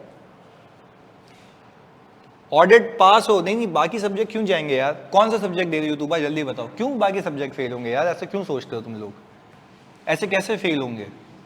आप ये फियर नहीं रखो ना दिल में कि फेल होंगे, आप मेहनत करो, सब पास हो जाएंगे। मेहनत तो हम कर रहे हैं ना। अच्छा चलो अल्लाह को हाजिर नाजिर जान के बताओ, कोई क्लास मैंने इनिशियली पूरे 4 महीने 1 घंटे से ऊपर की नहीं रखी थी? याद है? असेस कर लो, चलो पूरा बैच 1 घंटे से ऊपर क्लास ली थी मैंने, वो भी 10 मिनट पहले मैं जाने देता जाओ। तो इतना तो तुम्हें फेवर किया है, मैं लगाऊं तुम्हारी 4 घंटे की क्लास तो तुम बोलते कि भाई हमारे बाकी पेपर भी इफेक्ट हो सकते हैं। मैंने तो नीड को समझा, मैंने को बोला पता है एक तो थ्योरी सब्जेक्ट है, कहने को थ्योरी है, आता क्या है? प्रैक्टिकल। मैंने प्रैक्टिकलिटी को सामने रखा, मैंने उस तरीके से पढ़ाया, मैंने कहा सही 1-1 घंटे में कराऊंगा, तो वो भी तो कराया ना। 1-1 घंटे में भी मुसीबत हो रही है तो भाई फिर कहाँ जाओगे? और ये पहली क्लास में कहा था आप 3-4 पेपर देते हो, मैं समझता हूँ, तभी मैंने सब्जेक्ट के जो आर्ट्स थे वो क्या किए, तो क्वालिटी मेंटेन रखी। क्लासेस ज़्यादा हुई ना, मतलब आप यकीन करें तकरीबन रोज़ ही होती थी, तो वो वहाँ से मैंने केटर किया उसको, सही है। चलें जी, मैं तो कह रहा हूँ ना पिछले 4 महीने में, आज तो मैंने 1.5 घंटे की लगाई है, पिछली कल मैंने 2 घंटे की लगाई थी, वो तो नीड ऑफ एन आवर है। चलें जी, वो कह रही है ऑडिट के लिए 24 घंटे भी कम लगते हैं। यार बिल्कुल है, पर इसको आप इंशाल्लाह मैं बता रहा हूँ ना, प्रैक्टिस सेशंस के बाद हम इस स्टेज पे होंगे कि आप बोलेंगे वी आर समवेयर, और आपको डेफिशिएंसी एग्जाम से पहले पता लग जाएगी। तो मैं कोशिश करूंगा कि हर एक एक्सपेक्ट को क्या करूं, कवर करूं, सही है। चलें अब आगे, मुझे प्लीज़ ये लेके चलने दें। चलें जी आगे, हर सब्जेक्ट पढ़ा दें, मतलब दुआ करें, पर ये कि मेरा ये मानना है आप सिर्फ वो सब्जेक्ट पढ़ाएं जिसमें आप चैम्प हैं, यानी हर सब्जेक्ट स्पेशलिस्ट होता है ना। अब मैं कहूँ मैं इकोनॉमिक्स पढ़ाऊंगा, हो सकता है मैं मेहनत करके पढ़ा भी लूँ, मेरा इंटरेस्ट नहीं है। हाँ ऑडिट और अकाउंटिंग जान है, पूरा दिन। अब मुझे पता है मज़ा किस में आता है, जब मेरे बच्चे होते हैं ना फर्म में जो रिव्यू कराते हैं, वो बोलते हैं आपसे कुछ छुपा ही नहीं सकते, यानी इतना अच्छा काम करने के बाद भी आप कोई भंड निकाल देते हैं उसमें। तो ये होनी चाहिए दहशत, और ये कब आती है? जब तुम्हें अकाउंटिंग और ऑडिट की नॉलेज हो। मुझसे बच्चे पूछते सर मैं फारिग बैठा हूँ क्या करूँ, मैंने कहा भाई अकाउंटिंग ऑडिट पढ़ना। सर फर्म में क्या हेल्प करेगा? मैंने कहा और क्या हेल्प करेगा भाई, अकाउंटिंग ऑडिट टैक्सेशन के अलावा कुछ हेल्प करेगा नहीं। आपकी एनालिटिकल स्किल्स, अकाउंटिंग ऑडिटिंग ये अच्छी होनी चाहिए, दैट्स इट, कुछ भी नहीं चाहिए। इंटरव्यू में अच्छा परफॉर्म करो, अपनी पर्सनैलिटी डेवलप करो, इनफ है, आगे बढ़ जाओगे। जी जी बिल्कुल हो जाएगी बात। चलें जी, रिस्क में क्या क्या कवर हो रहा है वापस बता देता हूँ। मैं बेसिक रिस्क, दूसरा going concern, fraud, related party, और क्या आ सकता है रिस्क में? वो तो रिस्क असेसमेंट प्रोसीजर है ना, analytical is not a risk, वो है रिस्क असेसमेंट प्रोसीजर, सही है। चलें जी, मोहम्मद अब्दुल्ला कह रहे हैं रेफरेंस कहाँ से लाऊं? मैं तो किसी रेफरेंस से नहीं गया था, और आई बिलीव कि आप भी इंशाल्लाह किसी रेफरेंस से नहीं जाएंगे, आप अपने बलबूते पे जाएंगे ना। रेफरेंस किस बात की है भाई? मैंने बोला ना रिस्क एंड रिस्पॉन्सेस, और रिस्पॉन्सेस गोइंग कंसर्न के क्या है, स्पेसिफिक तो हैं, सारे ही हैं। मैं कह रहा घबराने का नहीं है ना भाई, बैठा है ना अभी, कर तो लें एक बार, मोमेंटम बनेगा। आप खुद बोलोगे मुझे सर और थोड़ा सा ड्यूरेशन बढ़ाएं इसका, सही है, तो नए सवालात होंगे। अच्छा जी सर FTS 37 के बारे में क्या ख्याल है? देखो मेरा FTS 37 है, फिर रिपीट कर देता हूँ, चलो ये तुम लोग पूछ रहे हो तो तुम्हारा हक बनता है पूछना मुझसे, क्योंकि तुमसे बड़ा हूँ मैं। FTS 37 है, सही है, बिग 4 मुश्किल होगी। मैंने अपनी पूरी आर्टिकल्स बिग 4 से नहीं की है, मैं EY में था एडवाइजरी में, मैं रिज़ाइन करके ग्रैंड थॉर्टन चला गया क्योंकि मुझे फाइनेंशियल एडवाइजरी मिली वहाँ पे। और उसने मतलब एक बच्चे ने लगाई भी थी मेरी स्टोरी की, जिसके अंदर एडवाइजरी में मैंने ऐसी तक प्लान्स बनाए जिसमें इमरान खान तक ने उसको इनॉग्रेट किया है, वो मैंने उस एज में किया है। मैं तुम्हें इसकी कहानी भी बताता हूँ। Ship lift and transfer system बना था SLTS। ये होता ये था, हमारे पास कराची के अंदर कराची शिपयार्ड एक सोल इदारा है, जो यहाँ से अगर इंडिया जा रहा होता है या इंडिया से या चाइना जो मूवमेंट हो रही होती है ना जहाज़ों की, वो यहाँ पे आके रिपेयर होते हैं जहाज़। वो कहाँ होते हैं? कराची शिपयार्ड में। अब कराची शिपयार्ड के बाद इतनी कैपेसिटी नहीं थी, तो इन्होंने बना दिया SLTS। वो क्या करता है? जहाज़ को उठाता है, ड्राई डॉक पर रखता है। ड्राई डॉक होती है खाली जगह जहाँ पे जहाज़ की क्या होती है, मेंटेनेंस या रिपेयरेंस या कंस्ट्रक्शन भी हो रही होती है। तो इन्होंने बहुत सारे ड्राई डॉक बनाए। तो मसला ये था कि ड्राई डॉक में जहाज़ पार्क होता था तो जगह बस वही रहती थी। SLTS ने क्या किया, जहाज़ को वो कैरी करेगा, किसी भी जगह पे ला के रखेगा, तो उनको ड्राई डॉक की नीड नहीं थी। तो इनका रेवेन्यू क्या हो जाता? बढ़ जाता। इसके लिए इन्होंने गवर्नमेंट से फंडिंग मांगी। किसने? शिपयार्ड ने। गवर्नमेंट ने कहा शिपयार्ड को कि आप बिजनेस प्लान बना के दो कि why would we give you money, हम आपको क्यों ना जस्टिफाई करें। तो हमारी फर्म के पास असाइनमेंट आया था ग्रैंड थॉर्टन के पास। उस वक्त मैं कोई हूँगा कोई 19 साल का, 18 साल का, या 20, 18, 19, 20 के बीच में ही हूँगा। अब जाहिर सी बात है, गुर्बत का ज़माना था मेरा। मैं लाइट हाउस गया। अच्छा पहले तो उससे भी जाने से पहले ये सुनो, फर्म में कोई भी लेने को तैयार नहीं था क्योंकि उसमें पूरा BFD इन्वॉल्व था। मैंने BFD पढ़ना शुरू किया था, जिसमें NPV एनालिसिस, पे बैक पीरियड, पूरी इकोनॉमी को कनेक्ट करना था उसमें, क्योंकि जाहिर सी बात है हमें सेल करना था मैनेजमेंट की तरफ से, क्योंकि मैं ऑडिटर तो नहीं था ना, मैं तो कंसल्टेंट था। मैनेजमेंट की तरफ से क्या करना था? सेल करना था कि हम ये अचीव करेंगे, इसलिए अब हमें मुझे 2 बिलियन रुपीज़ ने। कितने पैसे? 2 बिलियन। अब आगे सुनना, जब ये हो गया तो मैं पार्टनर के रूम में घुस गया और मैंने बोला सर मुझे ये करना है। तो उसने बोला भाई जब अपनी शक्ल देख, निकल यहाँ से बाहर। यही अल्फाज थे। और वही पार्टनर आज मेरे इतने क्लोज फ्रेंड है। तुम्हारी सोच है, ऐसी बात है, मुझसे बहुत सीनियर है, बट एक होती है ना कि भाई आपकी एक फ्रीक्वेंसी बन जाती है। तो उनको मैंने पता नहीं कितने असाइनमेंट्स करके दिए, ऐसे पता नहीं कितने मिलियंस के। मैंने बोला सर आपकी फर्म में कोई कर तो नहीं रहा ना?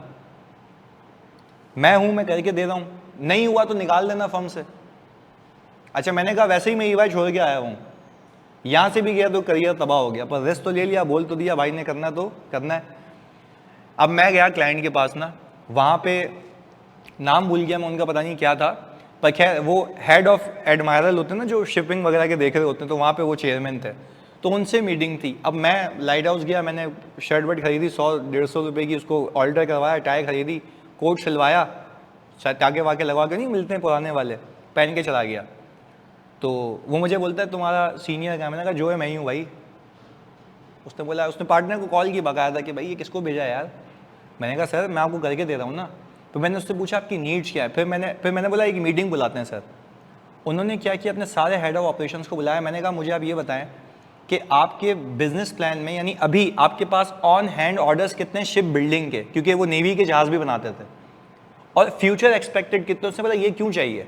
मैंने बोला मैं आपके प्रोजेक्शंस बताऊंगा फ्यूचर की, आप इतना इतना रेवेन्यू कमाओगे, कमा रहे हो, और अगर ये एग्जिस्टिंग सिस्टम आ गया तो और कितना कमाओगे, तो मैं इंक्रीमेंटल कैश फ्लो दिखाऊंगा। क्या दिखाऊंगा? Incremental cash flow. ये मेरा दिमाग चल रहा था उस वक्त, और मेरी कोई उसमें वो नहीं है औकात, अल्लाह चला रहा था। किस्मत लिखी जाती है ना, पर आप मेहनत करते हो तो चेंज होती है ना। वही मैं सिखा रहा था उस दिन उसको। सुनो, मैंने बोला इंक्रीमेंटल कैश फ्लो बनाऊंगा, ये आइडिया उसको पिक हो गया। अच्छा, मैंने कहा फिर इसके बाद क्या करोगे? मैंने कहा जब ये डेटा देंगे ना तो मैं गवर्नमेंट को बताऊंगा इंक्रीमेंटल कैश फ्लो पे इंक्रीमेंटल टैक्स कितना दूंगा, इंक्रीमेंटल कैश फ्लो पे इंक्रीमेंटल टैक्स कितना दूंगा, एम्प्लॉयमेंट कितनी क्रिएट करूंगा, जो बिजनेस दूसरे उसमें आ रहा है मेरे पास फॉरेन करेंसी रिजर्व्स कितने आएंगे, मैं GDP में कितना कंट्रीब्यूट करूंगा। मैंने यहां से पूरी कहानी घुमा के वहां कनेक्ट कर दी और गए इस्लामाबाद, प्रेजेंट हुआ, बजट अप्रूव हो गया, और फिर कुछ साल पहले उन्होंने वो इनॉग्रेट किया। तो कहने का और समझाने का मतलब it's all you decide your destiny कि भाई जाना कहाँ है, दैट्स इट, बस खुद पहुंच जाओगे वहाँ पे। तो मैं कह रहा हूँ मैं उस एज में मतलब क्या ही औकात थी, क्या ही हैसियत थी, अभी भी कुछ भी नहीं है। कहने का मतलब है एक प्रोसेस है, उससे गुजरना सबको है। अब तुम्हारे ऊपर है क्या तुम उसको अचीव कर पाते हो या नहीं कर पाते, सही है। तो इसमें घबराने का नहीं है, चैलेंजेस तो आएंगे। हमने तो खुद इतनी मस्ती थी, खुद ही जाके बोल दिया भाई निकाल देना। अब व्हाट इफ मैं नहीं करता ये पूरा, तो क्या होता? क्या फर्म में रहता या निकाल दिया जाता? पूरी फर्म में जलालत होती। पर उससे पता है एक फ़ायदा हुआ, मैंने पूरी आर्टिकल्स में किसी मैनेजर के साथ काम नहीं किया, डायरेक्ट पार्टनर के साथ काम किया। तो सोचो मेरी ग्रूमिंग कैसी हुई होगी। तो that is the reason why I am here, क्योंकि हमेशा काम किसके साथ किया है? पार्टनर के साथ। बीच में कोई लेयर ही नहीं थी, कोई सीनियर, कोई एएम, कोई सुपरवाइजर, कुछ भी नहीं था। डायरेक्ट कौन था? पार्टनर। तो उनकी एक्सपेक्टेशंस मुझे पता थी, मुझे पता है कि बॉसेस कैसे सोचते हैं, उनको क्या चाहिए होता है, सारी चीज़ें। बात समझ आती है? I think this is enough motivation for you guys कि अब तो मतलब यार ऐसी की तैसी कर दो। सही है, चलो गुड। आगे हमने कहा भाई अब यूज बाय ऑडिटर में आ गए, अब इसमें रिस्क असेसमेंट में एक और चीज़ डाल देता हूँ। तुम्हें मैंने कितनी बार बताया होगा कि जब मैं एनालिटिकल प्रोसीजर परफॉर्म करता हूँ वो भी रिस्क असेसमेंट है ना। तुम्हारे एग्जाम में से फ्लो चार्ट की हद तक लिखा हुआ उसने। मैं क्या करता हूँ, अपने सॉफ्टवेयर को बोलता हूँ ये करंट ईयर की फिगर्स है, ये लास्ट ईयर की फिगर्स है, वो मुझे रेशियोज खुद निकाल के दे देता है। वो रेशियोज वो क्या करके दे रहा है मुझे? Risk assessment. वो क्या करके दे रहा है? क्या डेज वगैरह खुद निकाल देगा? अच्छा, अगर मुझे इसको इंडस्ट्री से कंपेयर करना हो तो क्या वो भी सॉफ्टवेयर खुद करके दे देगा? यस, हमारे तो ईवाई के पोर्टल में पूरी इंडस्ट्री का डेटा मौजूद होता है क्योंकि पब्लिक इंफॉर्मेशन है ना। तो वो कहता है कि भाई इनके डाटा डेज इतने आ रहे हैं, बाकियों के इतने आ रहे हैं, तो ये क्या जा रही है? ऐसा कंपनी क्या करती है? तो क्या वहां से आपके रिस्क एलिवेट होते हैं? रिस्क एलिवेट होते हैं। तो क्या ये आप खुद कर रहे हैं या सिस्टम बता रहे हैं? क्लाइंट का या आपका? हमारा। तो ये हो गई रिस्क असेसमेंट। अच्छा, एक और चीज बताओ, क्या कंट्रोल की डॉक्यूमेंटेशन यहां हो सकती है रिस्क असेसमेंट में? हाँ या नहीं? हो सकती है। Either in narrative form, questionnaire form और फ्लो चार्ट की फॉर्म में, सब यहां हो सकता है। तो ये हो गई रिस्क असेसमेंट। फिर वो क्या कह रहा है? टेस्ट ऑफ डिटेल कर लेना। क्या कर लेना? Test of detail. अच्छा, अब आप मुझे एक बात बताएं, टेस्ट ऑफ डिटेल के नहीं टेस्ट ऑफ कंट्रोल पहले आते हैं। टेस्ट ऑफ कंट्रोल बोला कि टेस्ट ऑफ कंट्रोल भी आप सिस्टम पे कर सकते हैं। कैसे? जरा उसकी एक एक करके आपको बताता हूं। आ जाएं जी। टेस्ट डेटा, हमने कहा इसकी डेफिनेशन ये है, dummy transactions developed by the auditor, process by the client IT system. अच्छा, आपने क्या कहा? इसकी प्रॉब्लम क्या है? कि भाई सुनना, प्रॉब्लम ये है कि मिस्टर बी की क्रेडिट लिमिट कितनी है? 4 लाख रुपए। अच्छा, ये पहली बार नहीं करवा रहा, ये मैं आपको 10 बार वहां भी करवा चुका हूं। याद है मैंने आपको कहा था सिस्टम में लिमिट लगी हुई है कि 4 लाख रुपए की सेल उसको हो सकती है, 3 लाख रुपए की ऑलरेडी हो चुकी है। अगर मुझे इस कंट्रोल को टेस्ट करना है using computer assisted audit technique में, क्या करूं? लाखों रुपए की एंट्री मारूं या 1 लाख प्लस की? 1 लाख प्लस की। तो मैंने कहा सोल्यूशन ये है कि तो अब डमी ट्रांजैक्शन 1,50,000 की एंटर करके देखें, एक्सेप्ट किया तो कंट्रोल क्या है? वीक है। तो आप computer assisted audit technique use करें क्योंकि उसके पास भी तो सिस्टम ही लगा हुआ है ना। तो अब क्या मैनुअली चेक करोगे, क्या सिस्टम टेस्ट करोगे? तो आप कह रहे हो कि भाई आप उसको कंप्यूटर को ऐसे यूज कर सकते हो। आगे सुनिएगा। हाँ भाई, तुम बताओगे इन्वेंट्री का मिनिमम लेवल 30 है, सही है जी, एंड 35 पड़ी हुई है। मैं कितने की इन्वेंट्री की सेल बुक करूं? 6 की। चलो अब मुझे एक बात बताओ, अगर ये हालात वाकयात हैं तो क्या रीऑर्डर लेवल हो जाना चाहिए? ऐसा है? तो अगर मैंने उसको पार्क किया डमी ट्रांजैक्शन और उसने नहीं किया तो मतलब कंट्रोल क्या है? वीक है। तो हमने कहा भाईजान हम सोल्यूशन देख लेते हैं। अब 6 डाल के देखो, एक्सेप्शन आनी चाहिए, नहीं आई तो एक्सेप्शन क्या? एक्सेप्शन क्यों आएगी? मिनिमम लेवल से क्या हो गई है? कम हो गई। अच्छा, ये प्रिवेंटिव है या डिटेक्टिव है? डिटेक्टिव है। तो क्या ये आईटी सिस्टम को ही वेरीफाई कर रहे हो ना? तो वो कह रहे हैं जब उसने सिस्टम लगाया हुआ तुम भी सिस्टम के जरिए वेरीफाई करोगे, और क्या कर सकते हो उसके अलावा? यहां तक की बात की क्लैरिटी है? आगे हमने कहा प्रॉब्लम्स। 1 मिनट रुकना यार।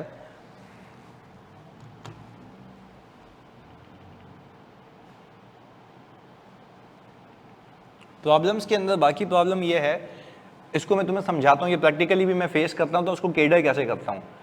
तुम ऑडिट करने जाते हो ईयर एंड के बाद, ऑडिट करने जाते हो ईयर एंड के बाद, इस बात को मानते हो? आगे सुनो, जब ऑडिट करने जाते हो ईयर एंड के बाद तो तुम ये जो चेक कर रहे होगे ना, ये उस वक्त का सबूत होगा। नहीं, ये बात समझ, पहले सही ना चल रहा हो या पहले सही चल रहा हो, वाइस वर्सा दोनों हो सकता है। वापस तुम पहुंचे 2 जनवरी को, तुमने बोला आओ भाई मैं कंट्रोल टेस्ट करूंगा, आओ भाई मैं कंट्रोल टेस्ट करूंगा। जब मैं कंट्रोल टेस्ट करने लगा तो वो तो उस वक्त कर रहा हूँ, लाइव टेस्टिंग तो उस वक्त हो रही है। तो कहने का मतलब है, is this providing evidence of the fact of the whole year और at that point of time? That point of time, मसला ही है। अच्छा, तो इसके लिए वो कहता है कि आप अपने ऑडिट सॉफ्टवेयर, यानी कंपनीज क्या करते हैं, यूएसबी टाइप चिप बना लेते हैं ऑडिटर, वो बोलते हैं उसके सिस्टम में फिक्स कर दो। वो पूरी ट्रांजैक्शन को क्या करता रहेगा? मॉनिटर करता रहेगा। पूरी ट्रांजैक्शन को क्या करता रहेगा? मॉनिटर करता रहेगा। एक तरीका कार ये है कि वो पूरी ट्रांजैक्शन को क्या करता रहे, पर इसका नुकसान ये होता है कि जब आपने चिप लगाई ना, तो क्लाइंट के भी अपने सिक्योरिटीज होती हैं, क्लाइंट की भी अपनी क्या होती है? सिक्योरिटी होती है। और हो सकता है कि आपने जैसे ही चिप लगाई उसका कंप्यूटर खराब हो जाए, तो बोले भाई अब तो तू जिम्मेदार है, ये क्या किया तूने। तो एक तो तरीका कार ये है कि पूरे साल आप क्लाइंट में चिप लगा दें, तो ऐसा यूजुअली मैंने कभी देखा नहीं है, पर ऑप्शन है तो हो सकता है कि आप एक चिप लगा दें जो कि आपके कंट्रोल्स को क्या कर रहा होगा? मॉनिटर, कि पूरे साल क्या क्या हुआ है। इससे अच्छा पता है मैं क्या करता हूँ प्रैक्टिकल लाइफ में? मैं क्लाइंट को बोलता हूँ अपना सिस्टम की रिपोर्ट दे दो पूरे साल की, और मैं अपने एक्सेल को यूज करके या अपने कंप्यूटर सॉफ्टवेयर को यूज करके मैं बोल देता हूँ पूरे साल में, पूरे साल के inventory level day by day, किस पे? Day by day. मैं डे बाय डे पे फिल्टर लगाता हूँ, मैं सिस्टम को बोलता हूँ मुझे ये देख के बताओ कि कहीं भी इसका लेवल, जैसे यहाँ पे आ रहा है 35 से नीचे तो नहीं आया। अगर 30 से नीचे आएगा तो सब मुझे हाईलाइट करके दे देगा, पर ये कहाँ का सबूत दे रहा है? इस साल का या पिछले साल का ही? साल का ही। क्या मुझे सबूत मिल गया कि कंट्रोल्स ऑपरेट नहीं हो रहे थे? तो rather than placing the chip in the system of the client, आप उसकी रिपोर्ट्स ले लें। कौन सी रिपोर्ट? आईटी रिपोर्ट्स, जो उसके सिस्टम से जनरेट हुई होंगी। जब पूरा हिसाब किताब मेंटेन होता होगा डेली का, आप पूरे साल की रिपोर्ट ले लें। आप उसको भाई पूरे साल की रिपोर्ट तो मुझे हर दिन का उसमें बैलेंस आना चाहिए, हर दिन का उसमें। एक और चीज़ बताओ, मुझे मज़ा आ जाएगा, तुमने बता दिया, क्या वो तुम्हें बैलेंस अमेंड करके दे सकता है? नहीं, क्योंकि हमने एक्सेस मैनेजमेंट पे वो लगा हुआ है, पाबंदी लगाई हुई है। याद करें, देखें ये बात तो जब तक आप कंट्रोल टेस्ट करके नहीं आएंगे तब तक आप मांगेंगे कैसे उससे? इस बात को समझे ना। आपने तो पहले उसके सिस्टम को टेस्ट किया है ना, तो आपने तो उसके सिस्टम को चेक किया, तभी तो आप मांग रहे हो चीज़ें। मुझे बताओ, क्या वहां पे कोई ह्यूमन इंटरवेंशन थी? नहीं। क्या जनरल कंट्रोल थे? यस। एक्सेस मैनेजमेंट थी? कोई अनऑथराइज चेंजेस नहीं हो सकते। तो इसको हम ईवाई की जबान में कहते हैं information produce by the entity पे चेक, कि जो सिस्टम में आ रहा है प्रोड्यूस होकर वही दिख रही है क्या नहीं दिख रही है। तो इसको हम कहते हैं आईपीई टेस्टिंग। तुम्हारे कोर्स में नहीं है तो समझाने के लिए इसको हम क्या कहते हैं? आईपीई टेस्टिंग, यानी इंफॉर्मेशन जो एंटिटी प्रोड्यूस कर रही है क्या वो एक्यूरेट है या नहीं है। अगर एक्यूरेट है तो मैं बोलता हूँ बिस्मिल्लाह, आगे बढ़ जाओ, सही है। तो उस पर मैं रिलाय करके उसके कंट्रोल्स को टेस्ट कर सकता हूँ, क्योंकि मैं सिस्टम को पहले चेक कर चुका हूँ। और मैं उसी चीज़ को, जनरल कंट्रोल को टेस्ट करने के बाद एप्लीकेशंस के कंट्रोल को टेस्ट कर रहा हूँ कि एप्लीकेशन में ये जो मिनिमम लेवल का कंट्रोल लगा हुआ है क्या ये पूरे साल सही ऑपरेट हुआ था या नहीं हुआ था। अब तुमसे एक बात पूछता हूँ, अगर मुझे पता लगता कि इन्वेंट्री मैनेजमेंट सिस्टम में, IMS में, इन्वेंट्री मैनेजमेंट सिस्टम में जनरल कंट्रोल फेल है, तो क्या आप ये रिपोर्ट निकालते? क्यों? तो आप कहेंगे कि जब कोई भी चेंज कर सकता है तो मतलब ये भी चेंज हो गई होगी, तो मैं इस पर भरोसा कैसे करूं? बात समझ आ रही है? पर हाँ, अगर तुम्हारे जनरल कंट्रोल सही हैं, क्या तुम एप्लीकेशन कंट्रोल को टेस्ट करने के लिए रिपोर्ट निकाल सकते हो? यस, अब तुम निकाल सकते हो, क्योंकि तुम ये चेक कर रहे हो कि क्या वो जो जनरल कंट्रोल्स थे उसने प्रिवेंट तो किया कि अनऑथराइज चेंजेस नहीं हो सकती हैं, क्योंकि उसके लॉग्स भी बने हुए हैं। चलो चेंज हुआ होगा, उसका लॉग बना होगा, वहां से पकड़ लोगे तुम। तो पहले जनरल कंट्रोल टेस्ट होते हैं, फिर कौन से होते हैं? एप्लीकेशन। तो एप्लीकेशन कंट्रोल के तुम शीट मांगो ना उससे, बोलो मुझे बताओ पूरे साल में क्या थे आपके बैलेंसेस, तो मैं चेक कर लूंगा। तो दो तरीके हो गए, एक तरीका हो गया कि लाइव टेस्टिंग करें, दूसरा तरीका क्या हो गया? रिपोर्ट मांग लें। और एक और चीज़ सिखाता हूँ, जैसे मैं अभी गया हुआ था ना इस्लामाबाद PDCL की टेस्टिंग के लिए, तो हमारी टीम, मेरी वहाँ पे पूरी सारी टीम बैठी हुई है, वो कर रही होती है इंटरिम टेस्टिंग। क्या कर रही होती है? अच्छा, इंटरिम टेस्टिंग का मतलब होता है ईयर एंड से पहले कंट्रोल टेस्ट कर लो। ईयर एंड से पहले ये किस बात का सबूत देंगे? कि कंट्रोल्स पूरे साल ऑपरेट सही हो रहे थे। तो मैंने इस रिस्क को कैसे हेज किया? क्या ईयर एंड के बाद काम शुरू किया या पहले? अच्छा, क्या फाइनेंशियल स्टेटमेंट्स की, तुम लोग बताओगे मजा आ जाएगा, क्या फाइनेंशियल स्टेटमेंट्स की फिगर को वेरीफाई कर रहा हूँ या कंट्रोल्स को टेस्ट कर रहा हूँ? आपको तो मैंने सिखाया भी है ना कि जब हम कंट्रोल्स को टेस्ट कर रहे होते हैं, we are least bothered about the figures. वो टेस्ट ऑफ डिटेल है, अमाउंट्स को वेरीफाई करते हैं। यहाँ पे हम क्या देख रहे होते हैं, कंट्रोल्स, एक्सेप्शंस देख रहे होते हैं कि कंट्रोल डेविएट हुए। याद आ रहा है, हम कोई रेट निकालते हैं इसका, rate of deviation, rate of deviation, rate of deviation निकालते हैं। पहले बताओ बात समझ आ रही है, पक्की बात है। चलें जी आगे। पिछले तो हो चुके होंगे, तो हो सकता है कि उस वक्त सब सही कर लिया और अभी क्या हो, खराब हुआ हो। यानी फॉर एग्जांपल भाई, अगर मैं कह रहा हूं कि उसने क्या किया कि पहले ऐसी की तैसी हुई थी कंट्रोल की, जब तुम टेस्ट करने गए तो मैं सही करके दे दिया, तो तुम चेक करोगे तुम्हें आंसर सही मिलेगा ना। तो ये रिस्क है, इस रिस्क को कितने तरीकों से कैटर कर सकता हूं, 3। या तो रिपोर्ट ले लूंगा, दूसरा चिप लगा दूंगा, तीसरा इंटरिम टेस्टिंग। सबसे बेहतरीन पता है क्या होता है इंटरिम टेस्टिंग, आपने टीम को पूरे साल वहां पे बैठा दो चेक कर, हर महीने के लिए, तो हर महीने की रिपोर्ट करके मैं कर सकता हूं, यस। और सरप्राइज लेके चले जाओ, भाई मैं जा रहा हूं मुझे टेस्ट करा दे, क्या उस पर कोई भाग सकता है, नहीं। Controls are configured in a वे कि आप हर बार देखेंगे कि क्या वो सही ऑपरेट हो रहा था या नहीं हो रहा था। बात क्लियर है। चलें जी आगे। हमने कहा कि भाई सोल्यूशन क्या है इसका, एम्बेडेड ऑडिट फैसिलिटीज लगा दें। मैंने आपको कहा ना कि यूएसबी टाइप एक चीज लगा लो उसके सिस्टम में, जैसे ही वो सिस्टम ऑन करेगा आपका सॉफ्टवेयर उसको रिकॉर्ड करना शुरू कर देगा। अच्छा, इसको हम यूं कह सकते हैं कि बेसिकली आपकी लगी हुई चिप एक लॉग बना रही है कि उसका सिस्टम बिहेव कैसे कर रहा है। पर एक बात बताऊं, this is not a easy task to do, क्योंकि आपको ऐसा सॉफ्टवेयर बनाना पड़ेगा कि जो उसके सॉफ्टवेयर से कंपैटिबल हो और वो उसको क्या करे, कैप्चर करे कि ये कंट्रोल परफॉर्म हो रहे हैं या नहीं हो रहे। तो उसमें फिर ऐसी बातें कॉस्ट वगैरह सब लगती है। तो मैंने तो कभी यहाँ पे पाकिस्तान में नहीं देखा, पर सिस्टम यहाँ पे लिखा हुआ तो मैंने फर्ज आपको बताना। अच्छा, अगर ये एम्बेडेड ऑडिट फैसिलिटीज तुम लोग यूज करोगे, इसका रिस्क है एक, क्या रिस्क है इधर देखना। डेटा, पहले तो डेटा प्रोसेस हो रहा होता है रियल टाइम के अंदर, when paper audit trail is not available. ये बोल रहा है कि भाई अगर आपको ये चीजें देखनी है तो पहले तो डेटा रियल टाइम का पता लग जाएगा आपको, और इसकी ऑडिट ट्रेल अवेलेबल नहीं होती, क्योंकि हार्ड फॉर्म में तो कुछ भी नहीं है, सब ऑटोमेटिक हो रहा है। पर इसका एक रिस्क है, इसको तो हम हटा देते हैं, ये तो मैंने खाली तुम्हें एग्जांपल्स दी हुई हैं।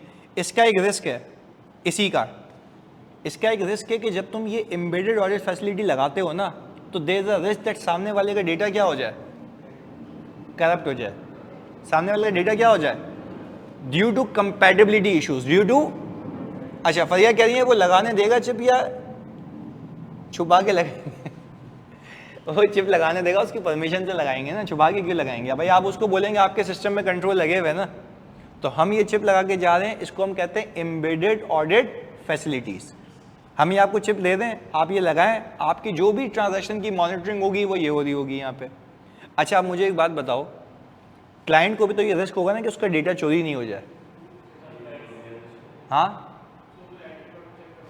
क्या कह रहे हो?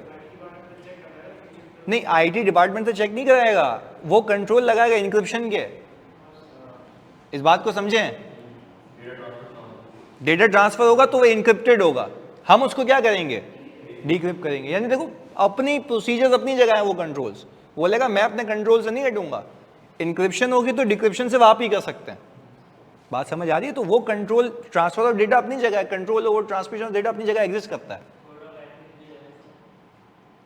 अपनी जगह है ना। तो हम तो कॉन्फिडेंशियलिटी को तो मेंटेन करेंगे ही ना, हम अभी कब देंगे, अभी कब देंगे जानिए। चलो जी, अब ऑडिट सॉफ्टवेयर।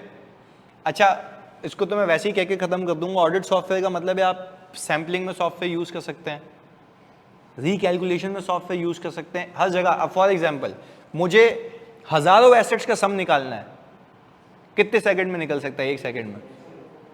सम का फॉर्मूला टक करके आंसर आ गया। क्या ये कंप्यूटर असिस्टेड ऑडिट टेक्निक है? यस है या नहीं है? अच्छा, आप ऑडिटर के पास भी ना 2 सॉफ्टवेयर होते हैं, सिर्फ just for the sake of understanding. अच्छा देखिए, अली हसन ने कहा सिस्टमैटिक सैम्पलिंग में एक्सेल का इस्तेमाल करके दिखाया था मैंने, सैम्पलिंग की थी ना। मैंने क्या कहा था, सैंपल निकाल के तो रैंडम नंबर कोई भी उठा के, तो क्या रैंडम सैम्पलिंग हो जाती है? यस, बिल्कुल हो सकती है रैंडम सैम्पलिंग। अच्छा, random sampling using statistical techniques. एक होती है हैफेजर्ड, क्या उसमें बायसनेस होती है? यस, वो अलग बात है, तो हम ये यूज कर सकते हैं। अब इसको सिर्फ यूं समझ लो, तो हम इसको क्लोज करेंगे। जब आप ऑडिट सॉफ्टवेयर ऑडिटर यूज करते हैं ना, वो भी 2 तरीके के होते हैं। मैं जब ग्रैंड थॉर्टन में था ना, जब मैं ऑडिट डिपार्टमेंट में शिफ्ट हुआ था, तो वहाँ पे सॉफ्टवेयर था हमारे पास जो बोलता था पहले प्लानिंग करो, रिस्क असेसमेंट करो, एनालिटिकल प्रोसीजर परफॉर्म करो, तो वहाँ से क्या निकलते थे? रिस्क। फिर वो बोलता था डॉक्यूमेंट करो, उस पर काम क्या करोगे, रिस्पॉन्सेज क्या करोगे, वाकई में रिस्पॉन्सेज होते थे। उसके बाद क्या आता था? कंक्लूजन। उसके बाद क्या आता था? पर एक उसमें मसला था। मसला ये था, ऐसी बात है मैं 2015 की बात कर रहा हूँ, मसला ये था उसके अंदर कि अगर ये काम कर रहा है क्लाइंट पे बैठ के, मैं फर्म में बैठा हूँ, तो इसको अगर मुझे रिव्यू करवाना है ना, तो ये भागता हुआ पहले फर्म आता था, अपना काम यूएसबी से निकाल के मेरी यूएसबी लगा के मेरे पीसी में मुझे रिव्यू करवाता था। मैंने देखें ऑडिट फाइल के अंदर ये रिस्क असेसमेंट की हुई है, ये प्रोसीजर परफॉर्म करूंगा, ये रिव्यू करवाने वहाँ आता था। That was not a live system, that was not a EY में क्या है अब, और इवन अब जीटी में तकरीबन जगहों पे ये हो गया है, ये फर्म से बैठ के काम कर रहा है, ये कहीं से भी बैठ के काम कर रहा है, इसका काम मैं लाइव देख सकता हूँ। यानी इसने अगर रिस्क असेसमेंट की या एनालिटिकल प्रोसीजर परफॉर्म की है ना, या सिस्टम से करवाएं, और उस पर इसने रिस्क असेस करके निकाले डेटर डेज इंक्रीज हुए हैं, तो there are risk that receivables might have been overstated, पे इसने प्रोसीजर लिखे हुए कि भाई मैं इसके ऊपर एजिंग लूंगा, सही है जी, मैं क्लाइंट से पूछूंगा कि आपके क्रेडिट डेज कितने होते हैं, कहीं एक्सेप्शन तो नहीं है, प्रोविजन क्यों नहीं बुक हुआ हुआ, ये सारी चीजें इसने लिखी हुई होंगी ना, मैं वहीं से बैठ के देख सकता हूँ लाइव। तो मुझे बताओ महंगा सिस्टम कौन सा होगा? लाइव वाला। क्यों? रियल टाइम एक्सेस है, और यहां पे भी वही वर्ड है कि रियल टाइम एक्सेस है, तो ये सिस्टम हैंग भी हो सकता है, ऐसा है। पर क्या इसके और मेरे सिस्टम में कंपैटिबिलिटी के इश्यूज होंगे? नहीं। पर जब मैं जीडी में था ना, वहां पे जब हमारा लाइव सिस्टम नहीं था, जब कोई आके मेरे पास हमें फाइल लगाता था तो कंपैटिबिलिटी के इश्यूज होते थे। यानी हो सकता था कि मैंने अपना सिस्टम अपडेट कर दिया, बच्चे ने नहीं किया, तो अब वो मेरी फाइल में इंटीग्रेट करे तो वो इंटीग्रेट ही ना हो। मुझे अभी भी याद है, हम उसको कहते हैं चेकआउट पैकेज। क्या कहते थे?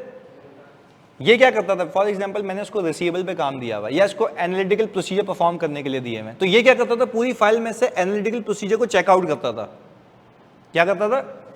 अच्छा, वो चेकआउट कर दिया, अब मैं जब अपने पास को अपने पीसी में डालूंगा तो मुझे पास ऑप्शन आ होगा चेक इन का। चेक इन करूंगा तो मेरी पूरी ऑडिट फाइल में, क्योंकि कंट्रोल तो मैनेजर के पास होता है ना, पूरी फाइल में चेक इन होता था, तो मेरे पास पूरी फाइल बनती थी। तो मैं जब ऑडिट शुरू किया करता था, मैं बता रहा हूँ, वो जो ऑनलाइन सिस्टम नहीं था, मैं पूरा जब ऑडिट शुरू किया करता था, मैं बोलता था रिस्क असेसमेंट, एंटिटी, एनवायरनमेंट तुम देखो, एनालिटिकल तुम देखो। तो एंटिटी और एनवायरनमेंट का टैब में चेकआउट करके किसको देता था? इसको, जो एनालिटिकल प्रोसीजर है इसको दे दिए। कितने लोगों को बांटा? ये मेरी फाइल कब तक कंप्लीट नहीं होती, डॉक्यूमेंटेशन है ना, कब तक कंप्लीट नहीं होती, जब तक ये दोनों वापस से चेक इन नहीं करा दें, तो मेरी फाइल तब तक क्लोज नहीं होती। पर ये इतना हैसल है इसमें यार, कि इसमें आपके एक तो कंपैटिबिलिटी के इश्यूज, मसले, फाइल करप्ट हो जाए, लैपटॉप चोरी हो जाए, रास्ते में क्या कर लूंगा मैं? क्या बैकअप होता था इसका? नहीं। अच्छा, कोई माशाल्लाह से लाइव बैकअप भी नहीं होता था। अब तुम ईवाई का सॉफ्टवेयर उठाओ या किसी और फॉर्म का सॉफ्टवेयर उठाओ ना, बिग 4 का, उसमें क्या है, बैकअप हमारे पीसी में तो है ही नहीं, सर्वर पे। लैपटॉप चोरी हो जाए, डेटा सेव है, कोई मसले वाली बात नहीं है, लाइव एक्सेस है। तो ये जो रिस्क असेसमेंट कर रहा है, मैं देन एंड देयर देख सकता हूँ क्या लिखा है फाइल पे, तो इससे अकाउंटेबिलिटी होती है। पहले मैं बच्चों से पूछता था कि भाई कितना काम कर लिया, सर वो ऐसा वैसा कर लिया, फाइल खाली होती थी क्योंकि मैं चेक ही नहीं कर सकता था। बात समझ आ रही है? अब क्या कोई बोल सकता है ऐसा? नहीं। तो यहाँ पे भी यही सीन है कि ऑडिट सॉफ्टवेयर भी एक तो सस्ता होगा, एक महंगा होगा। महंगा होगा तो वो इंटीग्रेटेड होगा और उसके अंदर फीचर्स होंगे। यानी आप ये कह सकते हैं कि आप ऑडिट सॉफ्टवेयर को तकरीबन हर जगह यूज़ कर सकते हैं, सैम्पलिंग के लिए, रीकैलकुलेशन के लिए, री परफॉर्मेंस के लिए। ऐसा ही है, अगर मुझे लेट्स से हज़ारों एसेट्स का डेप्रिसिएशन कैलकुलेट करना है, क्या मैं ऑडिट सॉफ्टवेयर पे कर सकता हूँ? कैसे? फॉर्मूला लगा के। मुझे डुप्लीकेट्स आइडेंटिफाई करना है, हज़ारों मिलियन डेटा में से, कर सकता हूँ?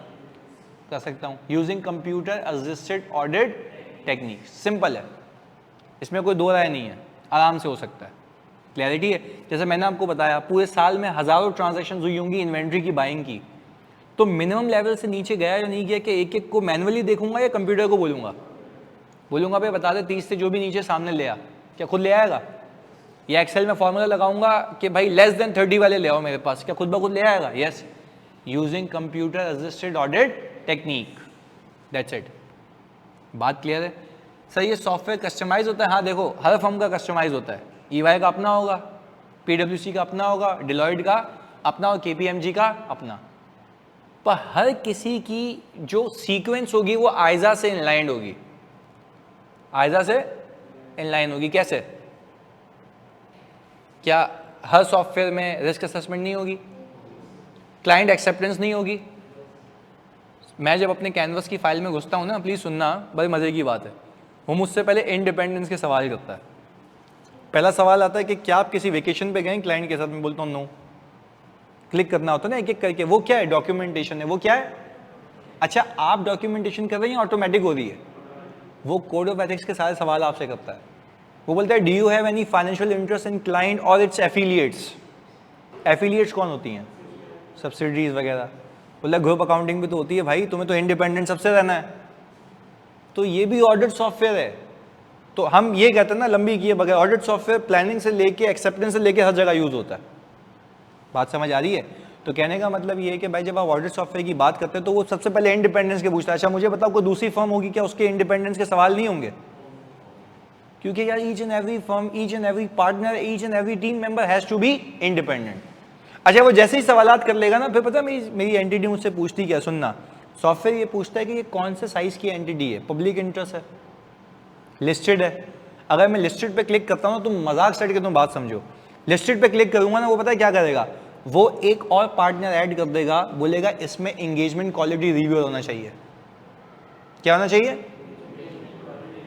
क्योंकि आपका ISQC कहता है कि लिस्टेड कंपनी के अंदर क्वालिटी कंट्रोल रिव्यू का होना लाजमी है।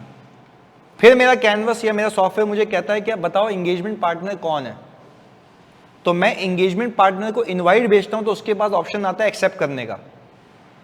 फिर उससे भी इंडिपेंडेंस के सवाल हो रहे हैं, क्यों?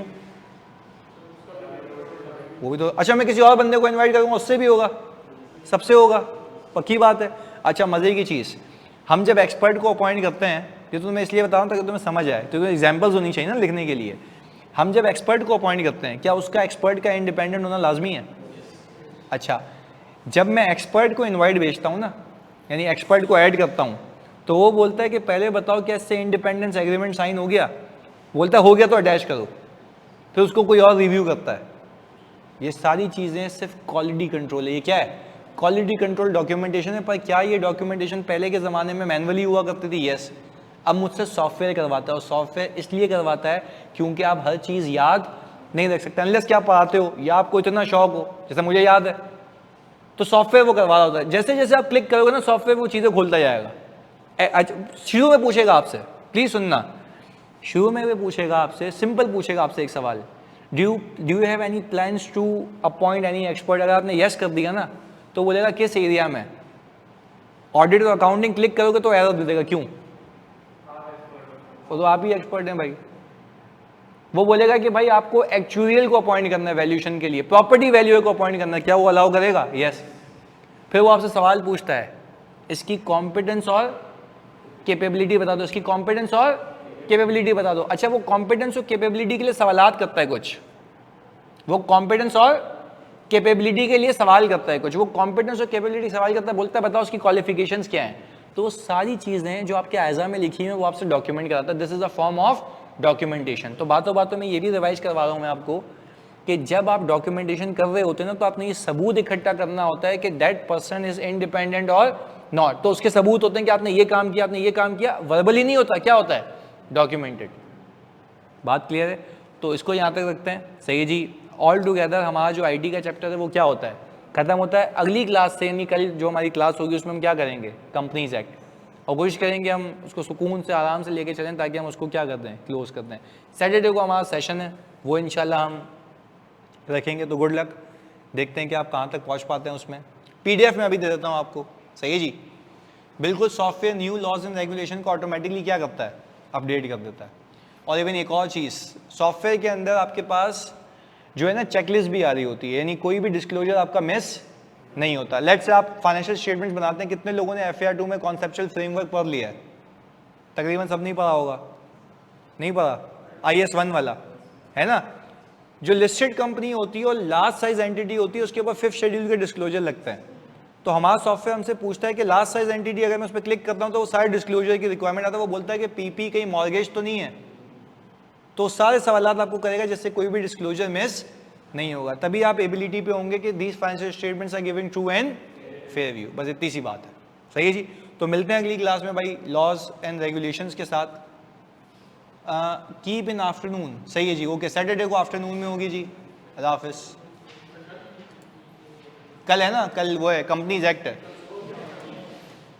कल देखते हैं दोपहर में रख लेते हैं।